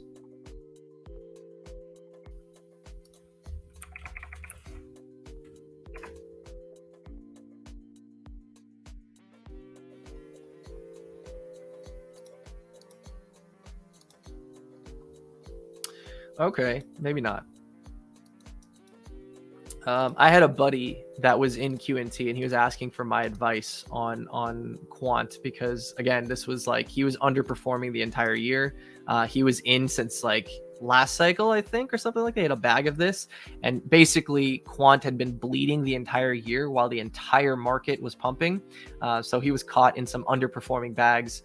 And basically my advice was to him was like, okay, if we start losing 95, you have to cut the position and avoid more drawdown, right? And then if it gets back above 95, you can re-pick up the bag. But this would like remove mental stress and free up mental capital. So I think that's what he ended up doing. But quant, yeah, as long as you're above like 94, 95, I can see the idea that this was a deviation and this was into high time frame support, right? And this was a deviation back into high time frame support. You've reclaimed prior 94 level support, and we can make our move back to range high. I see that thesis. The thing that I don't like about quant is that it's had every opportunity this year to be strong, and there's nobody bidding this coin. No one cares. No one cares about this coin. So I think you're going to need a catalyst. I think you're going to need an event. I think you're going to need a shakeup. I think you're going to need some team pumping some bullishness in order to get life back into this coin. Otherwise, you're just going to be sitting in a bag that's probably not doing much.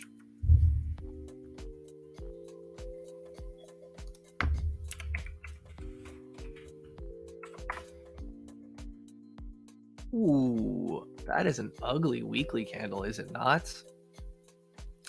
The thing that I'm going to tell you guys about DYDX is I hate when CT hyper shills the same coin, and they were hyper shilling fucking DYDX, man.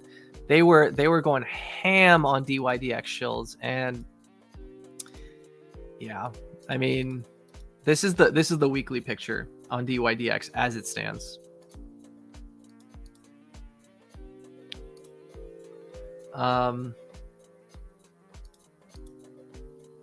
Yeah.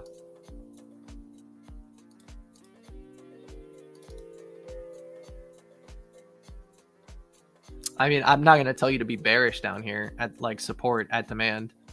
I'm not going to be bearish at H4 demand. But it seems like the strength and the speculation and the hype and the manifestation of higher prices and the CT shilling, it seems like that rally has probably played out.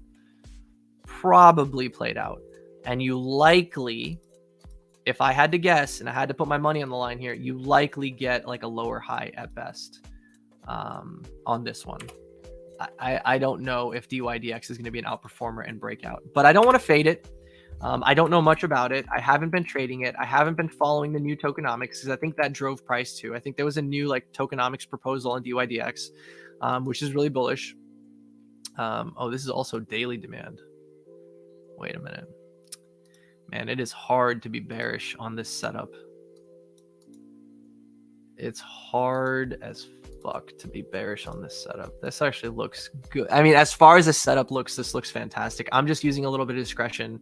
I'm allowing that discretion to lead my bias a little bit as far as DYDX goes and say that this is a major range high and people shilled the fuck out of it into range high, which makes me think that, you know, that's kind of like a form of news absorption where you're euphoric into a level and then you get the rejection exactly where you expect. And can we overlay this with Bitcoin and see if it, yeah. So what it did,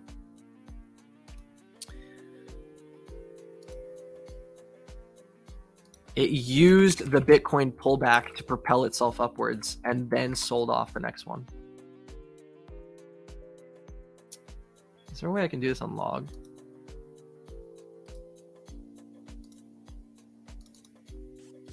Nope, that's not how I want to do that.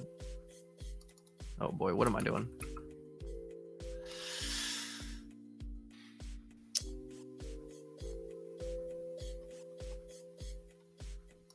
All right, well, I'm not displaying this very well, but the idea was that Bitcoin had its Tuesday pullback, right? It had its Tuesday pullback, and DYDX used that pullback to get the bid from the market to launch to new highs.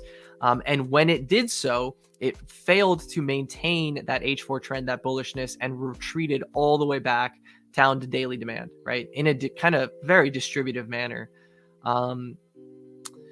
Yeah, I mean, this is a lot of gut feel. What I'm talking about right now is a lot of gut feel about how I don't see DYDX continuing the same market strength dominance from here, the same relative strength. It feels like it did what it needed to do, but as far as a pure setup, fuck your brain, fuck your discretion approach, this is a very nice setup on the daily trend, into daily demand, into 4-hour demand, within daily demand.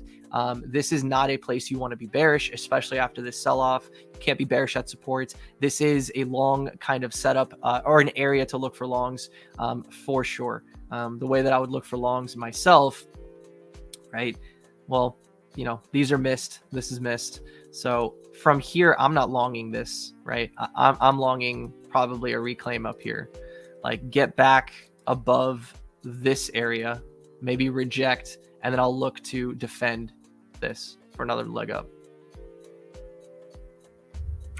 And let's set an alert, and let's all come back to this. I'll set an alert and I'll see what happens this week, and I want to know how this plays out myself. How's everyone doing? Are you guys getting bored of me talking about charts? I usually feel like I lose a lot of viewers during this point of the stream when I just start doing blind chart reviews forever. I feel like it gets kind of boring because I am a systematic trader. I add a lot of discretion to the system, but the setups that I take are the same thing over and over. And I basically am just applying the exact same 4 or 5 things to every single chart repeatedly. Yeah.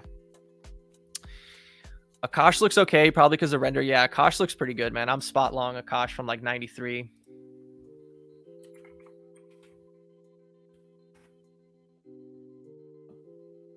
I didn't even notice this morning. It's not even on my watch list. It's just the spot bag that I hold. Yeah. I don't know what this is. I mean, it looks really good, right? Like the setup was there. It's been a banger. Like I love coins that can just fucking hold in a bullish momentum pattern above the daily 100, daily 200, right?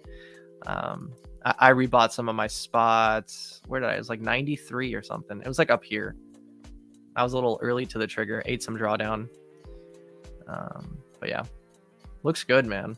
Yeah, it definitely is that what you call it, AI narrative, right? NVIDIA earnings and whatnot. Definitely can probably make it into this region. 138, if not higher. It's probably going to get capped. I don't expect this to immediately put in new highs. But you know, it could be in this mode where you double top, form a longer point of a range, and then break out eventually later. What this is basically doing from like you know, a repricing theory is you're just looking for buyers at higher prices, right? You're looking to build a support at a higher price, and this becomes a launch pad for the next extension. So I mean, I'm in no hurry with this coin. I think it does a couple more multiples from here eventually. It's nice to see that the AI narrative is carrying this. But yeah, I wouldn't get too hopeful. I mean, I'm not myself. I'm not too hopeful that this is just gonna, you know, do a 100% candle from here. I think more or less you're probably, you know, retesting these highs for the very, very first time. It's probably gonna get rejected. How can I look at that spaghetti thing? So if you follow BTC Charlie on Twitter, this is his template. He has it for free. You're going to have to either go to his Telegram or something like that. I know he has links somewhere. I don't know where I don't know where I got the link from, but it's BTC Charlie's and it's open and free. So you're going to have to follow the BTC Charlie rabbit hole to find his spaghetti chart. I hit the like button. You should too. Yeah, guys, hit the like button.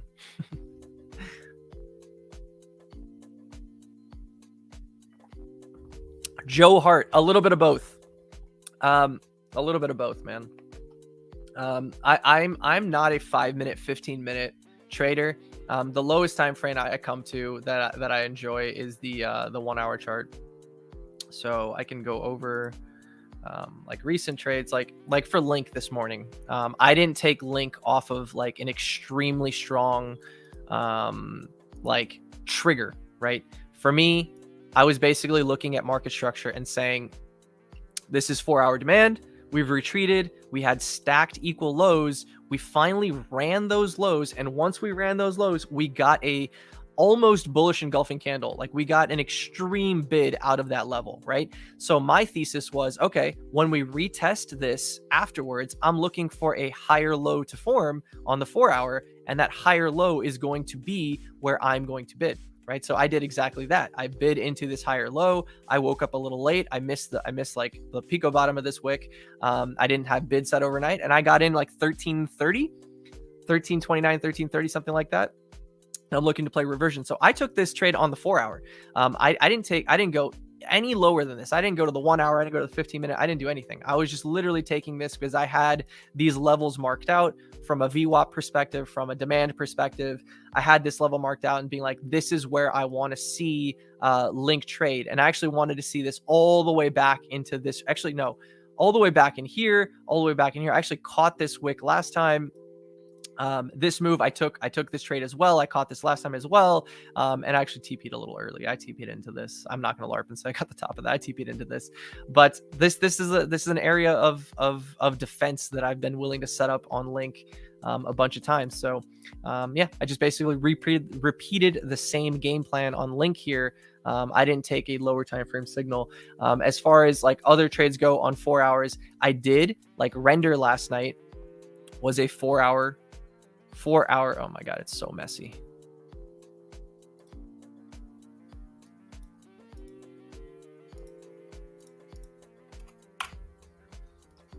render last night, I wanted to take a trade on the 4-hour, right? Actually, this is a few days ago. I've been in and out of this trade a few times. Let's come to like here. We were here, right? And this is the way that price action looked. And I'm looking to bid into this. And I'm going, look, the 4-hour trend is catching up. I do not have a 4-hour trend demand block to work with. So therefore, it's going to be harder for me to define where to get in, because technically, render could trade all the way into 260 and still be bullish, right? Do I want to bid up here and eat this drawdown? No. So I looked for a way to define my risk in a little bit of a better way. So I went to the 1-hour, and this was what I did, right? So I went to the 1-hour and I go, look, we're holding the 1-hour trend. Can I take this trade off the 1-hour? And I did just that 2 days ago. I did just that 2 days ago. I took this trade off the 1-hour. I got filled at 304. And literally like Thursday during that wipeout event, I was like, dude, everything looks really nasty. I don't want to be long coins into this. Like I thought, like this could move all the way down to 260. This could move all the way down to this 1-hour trend demand block. So I don't want to be long this. I cut my trade completely. Now, after everything resolved, I did the exact same thing. I was like, okay, look, let's get to current price action. I did the exact same thing. I was like, okay, this was over here. I cut this whole thing. Now this traded all the way back down to demand. I did not buy this. I waited for the breaker to set up. Once the breaker sat up, I was like, okay, I'm bidding here. Now I have clear cut invalidation that marks out with my 4-hour trend, because my 4-hour trend is looking like this, right? 4-hour trend looks very healthy. We defended it one time. I want to get into the trade. How do I get into the trade? I went to the lower time frame. I went to the 1-hour. I asked the 1-hour if it had any triggers for me to define my invalidation, and it did, because this is a breaker and I want to bid into the breaker confluent with that SR level that I had mapped out. And I basically was like, I'm going to leave a wide stop. I don't want a lower low to form. And I'm looking for expansion. I didn't take profit there. I took profit up here. And that was my trade on render. So this is an example of where I do use lower time frame to get into a 4-hour trade on a 4-hour trender, because I did not have a 4-hour demand block, right? So I had to be a little bit more crafty than usual. But this was the trade right here.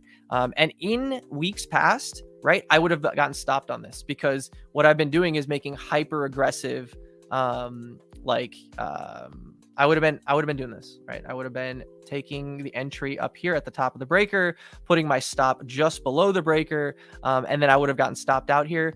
In recent weeks, I've had to change my own game plan. I've had to have wider stops to account for the drawdown, to account for the volatility, and I basically was like, look, as long as we're maintaining market structure here, as long as we're maintaining the 4-hour trend, I cannot say that I'm being invalidated.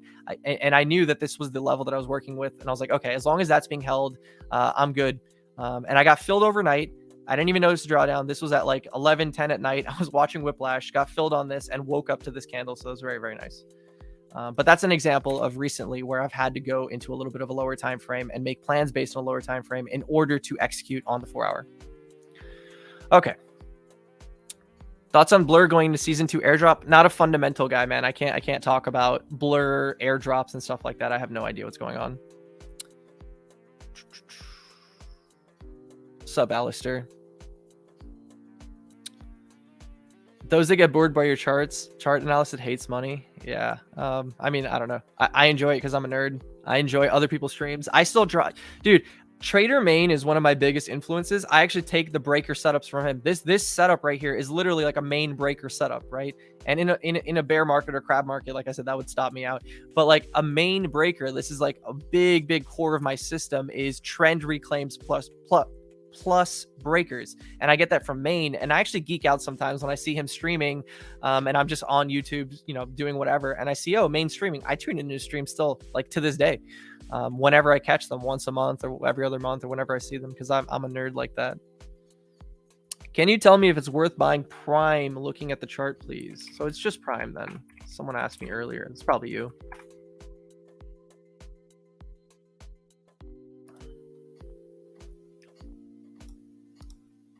Hard for me to tell you to buy the top here. I would look for a structural pullback. Daily demand. Let's see if it's on a 4-hour. This isn't a liquid ass shitcoin, huh? I have some exposure to this through like, well, we won't get into that. But I'm not actively monitoring or trading this coin.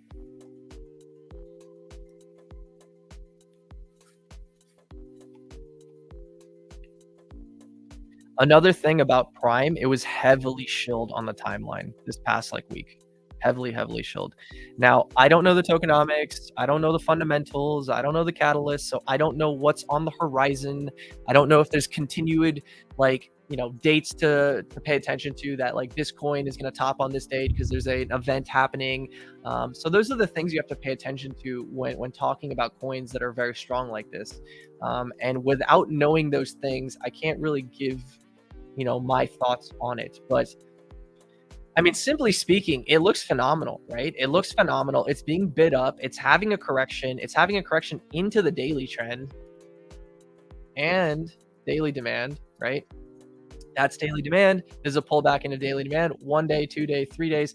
This could literally be the buy the dip region, right? This could literally be that region for you right now. It doesn't look phenomenal on like it's so illiquid. These 4-hour candles look like they're like 1 minute candles, to be honest. Like I've never seen a 4-hour chart look this illiquid. Looks terrible. It's Bybit spot. That might be why. I mean, who's buying spot on Bybit? Bybit is like straight up just a degen playground. I guarantee you that like this has more liquidity on chain. An on-chain version of this coin? No.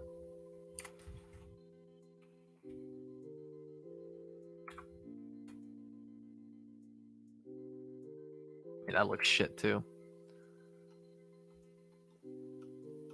All right. So, I mean, as far as like price action and trend going, this is against ETH now. I can't even tell you about that.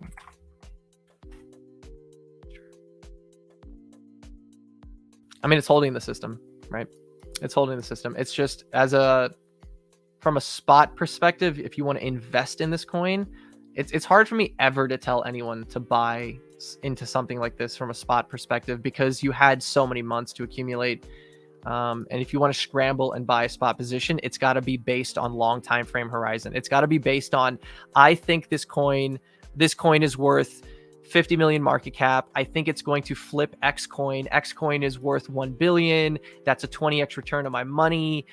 If that's, you know, the case, I want to buy some spot here. I want to be able to have the flexibility to buy some spot if it comes all the way back down. I'm not looking to sell this till 2025. That's a whole different game versus then, like, you know, trying to build a spot position into a trending asset like this.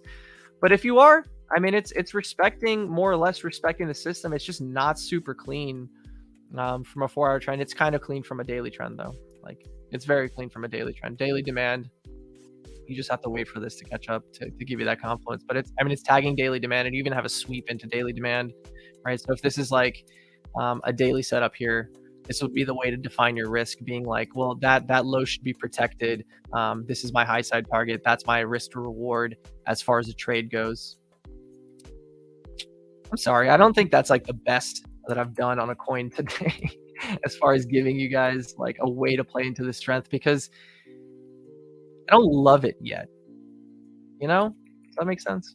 I think something like this could happen here.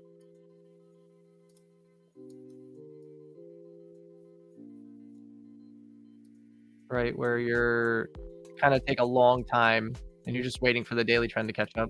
I think something like that could happen here instead of like putting in a god candle, but I may be wrong.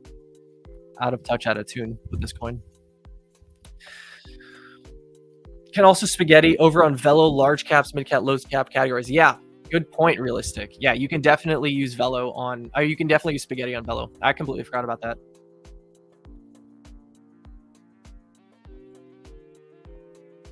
Dodge is confirming a macro breakout on BTC pair. I definitely check it out. It tends to signal that memes will run. People FOMO into betas. Dude, I hope so. That bodes well for my largest fuck Pepe bag.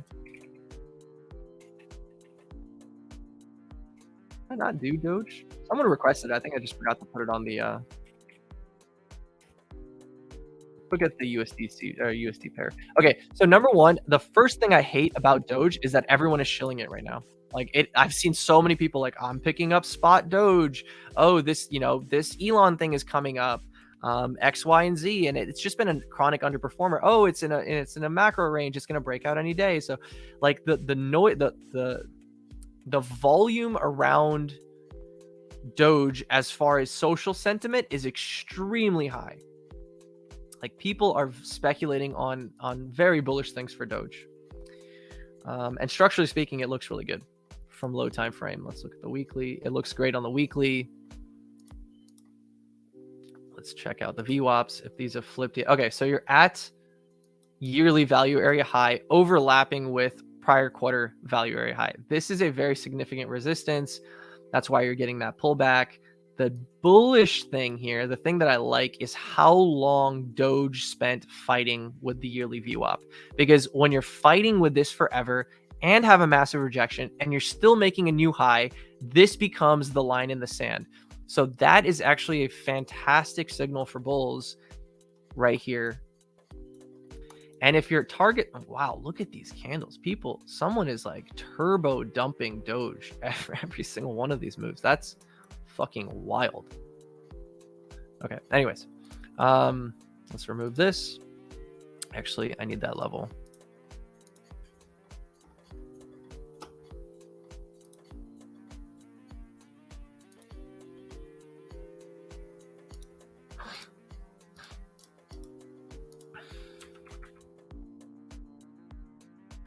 So I would want to bid Doge as close to 7.7 as possible.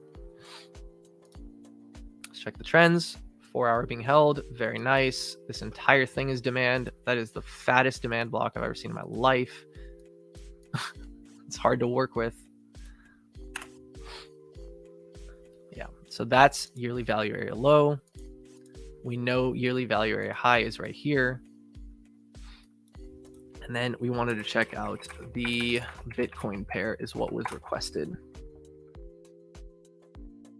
Breaking out on the Bitcoin pair, he said. This looks like a breakout to you? Okay, maybe.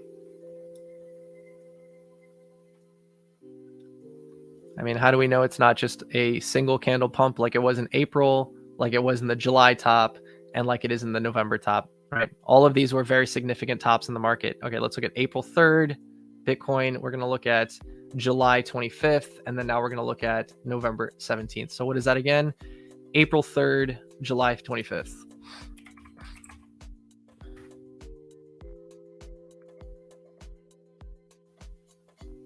April 3rd. Not really the top.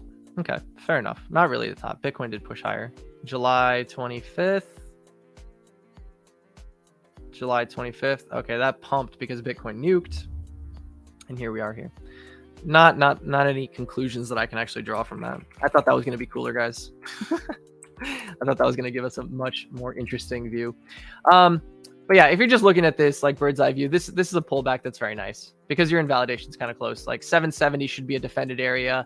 If this is really bullish, you don't get perfect retests, right? The 770 area was very contentious. It has been flipped to support ever since. If you get a pullback into that area, it's an area to long. What would be a phenomenal show of strength is if you didn't even get there and you find buyers ahead or above. Front running is always a bullish thing. I think the catalyst with this is some launch or something, some satellite launch. Maybe he named the rocket Doge. Like, I mean, silly things always drive this price action, but like the Elon bid or like the Elon pumps just haven't been that great. Like this was the last one last year where he, I think, changed the logo on Twitter to a Doge. I think that was the last time, right? That was this pump, is like the Halloween Dogecoin pump where the logo changed to a Doge, if I'm not wrong. Or maybe that was this. Was that this? I can't remember. But either way, it's been a very long time since Elon had an enormous impact on this. Not really a coin that's high on my watch list, more of like a concerning signal that, you know, it's a weak coin and the weak coin's doing good and everyone's shilling the weak coin. And, you know, if it does something special, it does something special. This is just too wick wacky for me. Like this would be very hard for me to trade 10% candles on a 4-hour trend, especially into, like I said, that yearly VWAP high, right? You're coming up on resistance here. Maybe it deviates above. Maybe you get a 10% move, but not inspiring too much confidence. Not inspiring too much confidence. Elon really ruined Dutch. I agree, man. He made it amazing though. Like Elon give, Elon take. Elon made it amazing. Dogecoin would be like pretty much nothing without him, right? It's fantastic what he did with it. He made a lot of people a lot of money, but he also created a lot of bag holders with SNL because that marked the fucking generational top on Dogecoin. And I'm sure there are people down so bad on Dogecoin because of him.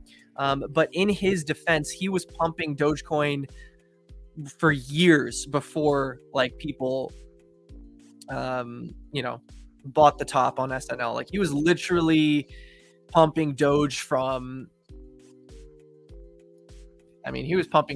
like really, really low prices. So he made it great and he also put in the top. I mean, that's life, right?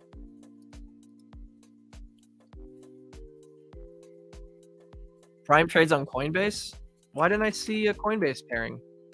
Oh, because it's not USDT.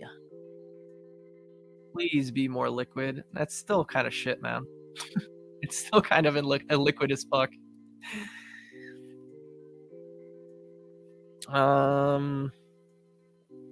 What else?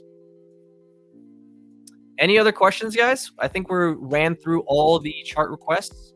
I think we can wrap up the stream within the next 10 minutes or so. Any last requests? Drop them in. We had some really good bangers today. Like we have it kind of sucks. No one, did people ask about Tia? People did ask about Tia. I didn't go over it. I mean, what do you want to say about this one? Look at the 4-hour trend, right? It's giving you very nice triggers. It's giving you the H4 demand triggers. I've fumbled this one. I'm not going to LARP and tell you that I've been hitting Tia. I've been fumbling Tia religiously, just making little stupid errors on execution, on entries and stuff like that, missing triggers, missing alerts for Tia, trying to be too precise and too cute with entries versus allowing the market to do this for me. Just very rookie basic mistakes that I've made on Tia over the past week. But it's a monster. It's an absolute monster. And you literally just broke out of a range, right? You broke out of a consolidation range. You're coming back and retesting it. And I think you're just launching, right? Here's your 4-hour demand, right? And you're literally just doing the same playbook. 4-hour demand, 4-hour trend, launch. 4-hour demand, 4-hour trend, just launch, like over and over and over and over again. It's been a phenomenal coin. I don't think it's going to stop. I'm literally going to, continue looking for longs on this and hopefully not continuing to fumble longs on Tia the entire way up. But, you don't have to nail the whole thing. You just have to nail a couple and they can pay for the rest of them. That's how trading works, isn't it? Link. I think we talked about Link, but pretty solid.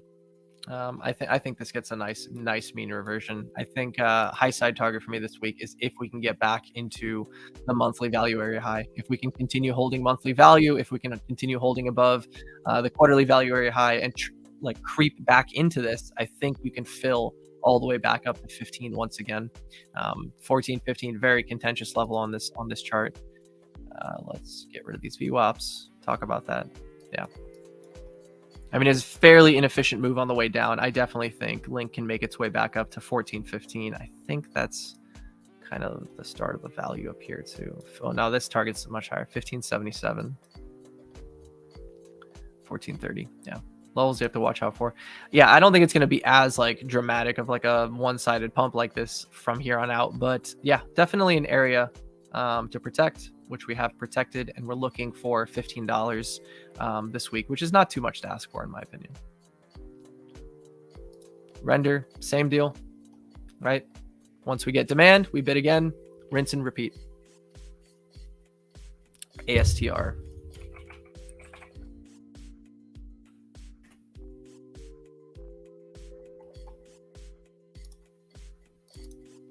That looks like a blow off top to me. I don't know about you. Whoa, wait a minute. There's more price. Whoa. Looks like a significant ass top, if you ask me, on ASTR. Looks like a very, very significant ass top. Yeah.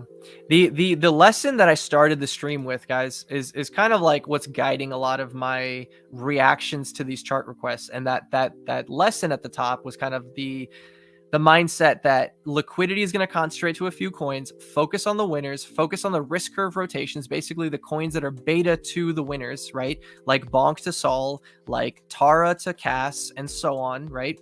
Those are the coins you want to focus on. The leaders are going to be the leaders like Tia and stuff like that. Tia, Render, AVAX looks phenomenal. Coins like that, like those are the ones that you want to be on your watch list. Not really coins that kind of put in their blow off top already, because I don't think the market participants that were trading that are going to continue trading that. They're probably going to rotate, and I think you would be better off rotating as well. Fumbled so much on Tia, paying my dues. Yeah, man, me too. Nobody's perfect. Nobody's perfect. We all make mistakes. Thanks, Andre. Thanks for tuning in. Oh, gods. Yeah, you said gods like 4 times. My bad, dude. I think I even typed it and then I went back. The god or gods? Gods.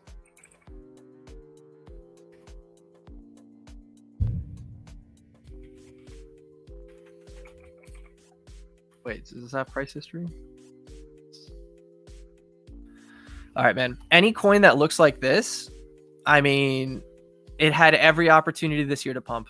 It had every opportunity this year to pump, to do something special. You're going to have to wait for a catalyst to bail you out of this one. You're going to have to wait for some news. You're going to have to wait for something to bail you out of this, because it's not going to do it on its own. No one's just going to come in, look at this chart and be like, this looks like a good chart. I should buy some spot here. I don't think that's going to happen. You're going to need a fundamental catalyst. You're going to need news. You're going to need the team to pump it. You're going to need token burns. You're going to need something to get you out of an underwater bag. You said you bought it at $2, so you're in pain. Yeah, you bought it at $2. You're looking for $2. You're looking for a 10x pump. I don't know if that's happening, brother. I don't know if that's happening. It may happen, but you're basically just praying for it to happen, right? You're just praying for it to happen. Like this isn't on my radar. It's not. I've never heard anything about this. During this risk on rally, it doesn't look like it had any liquid bid. This is extremely illiquid on daily candles. So like no one is consistently bidding this coin. Market makers are not sitting in here to absorb, like they're not here filling the order books, right? Preparing for a bunch of traders. I think you're going to need news to get you out of this position, because it looks like a loser to me. Sorry to say that, man. That's just honest opinion. A lot of charts look like this. We got to give up on them at some point. There's new and shiny things to play with. Any thoughts on how you're managing HODL stacks versus active trading stacks? I mean, HODL stacks are HODL stacks, right? Like Pepe, I'm not trading around the spot Pepe position. It's a high conviction trade for me. I'd rather watch it go to 0 than trade around it. I'd literally rather watch it go to 0 than trade around this position. I mean, I bought spot at like 6 or 7, like literally when this thing, like when I told you guys I was behind the curve with Bitcoin and I had to like adjust on the fly, I was like, oh fuck, I haven't been accumulating Pepe. Let me go add to my position. I bought a big bag, and now actually Pepe's like 10% of my capital is deployed in Pepe. I have a massive bag of this. But yeah, like I mean, the temptation is, oh, you just did a 2x, you should take profits. But at the same time, like, my targets are very audacious. I'd rather this go to 0. I can make 10% of my capital again, but I do not want to randomly sell a high and be like, oh, well, I'll get to reload much lower, and then I never reload and it goes and I have a smaller bag. And then I do that again. I do that again. I'd rather just hands off. Same thing with same thing with a bunch of coins. Like I just have high side targets. Like Solana, I actually did the opposite with. I traded around this one a lot. Like my target was like, am I lagging? My internet. I bought down here. I bought it 11 and 14. I sold it 25. I bought it 16. I sold it 23. I bought it 13. I actually didn't sell this one because I thought this was going to break out. I bought it 13. And I sold it like 44. And this thing just left me behind now, right? So I would just hold your stacks, man. I would just hold them. Hold them for the bull market. Hold them for the blow off tops. Hold them for when the normies come and buy your bags from you. Unless you want to rotate. Like for Solana, I rotated. I took profits on Solana and I went to riskier bags that could do higher multiples and have higher risk to reward. Because the way I look at Solana is like it's already $60. Like if it gets to 180, that's just a 3x from here. I mean, we could do a 3x in our sleep in some of these other coins.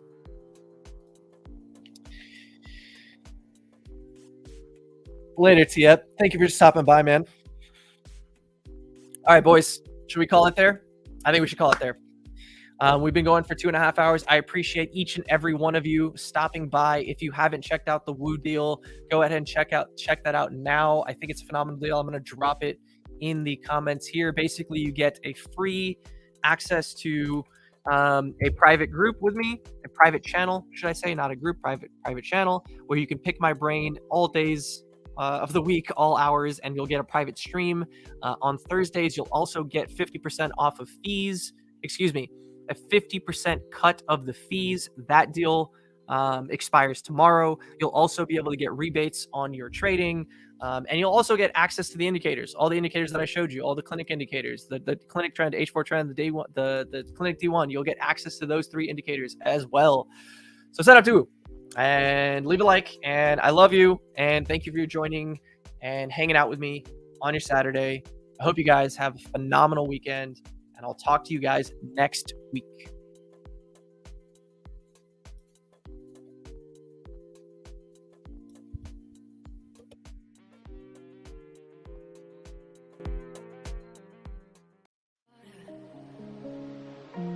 My feet can't touch the ground, and it feels like I can see the sands on the horizon. Every time you are not around, I'm slowly drifting away, wave after wave after wave, slowly drifting away, and it feels like I'm drowning, pulling against the stream, pulling against the stream.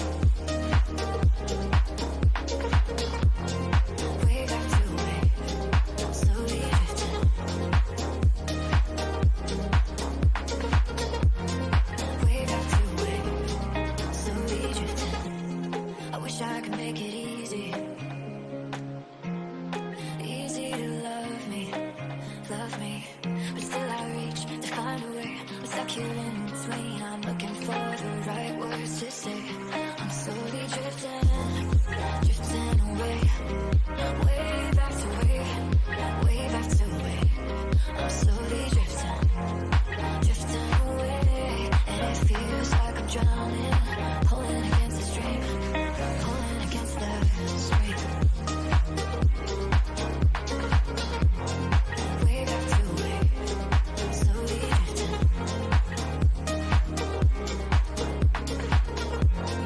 Wave after wave, slowly drifting.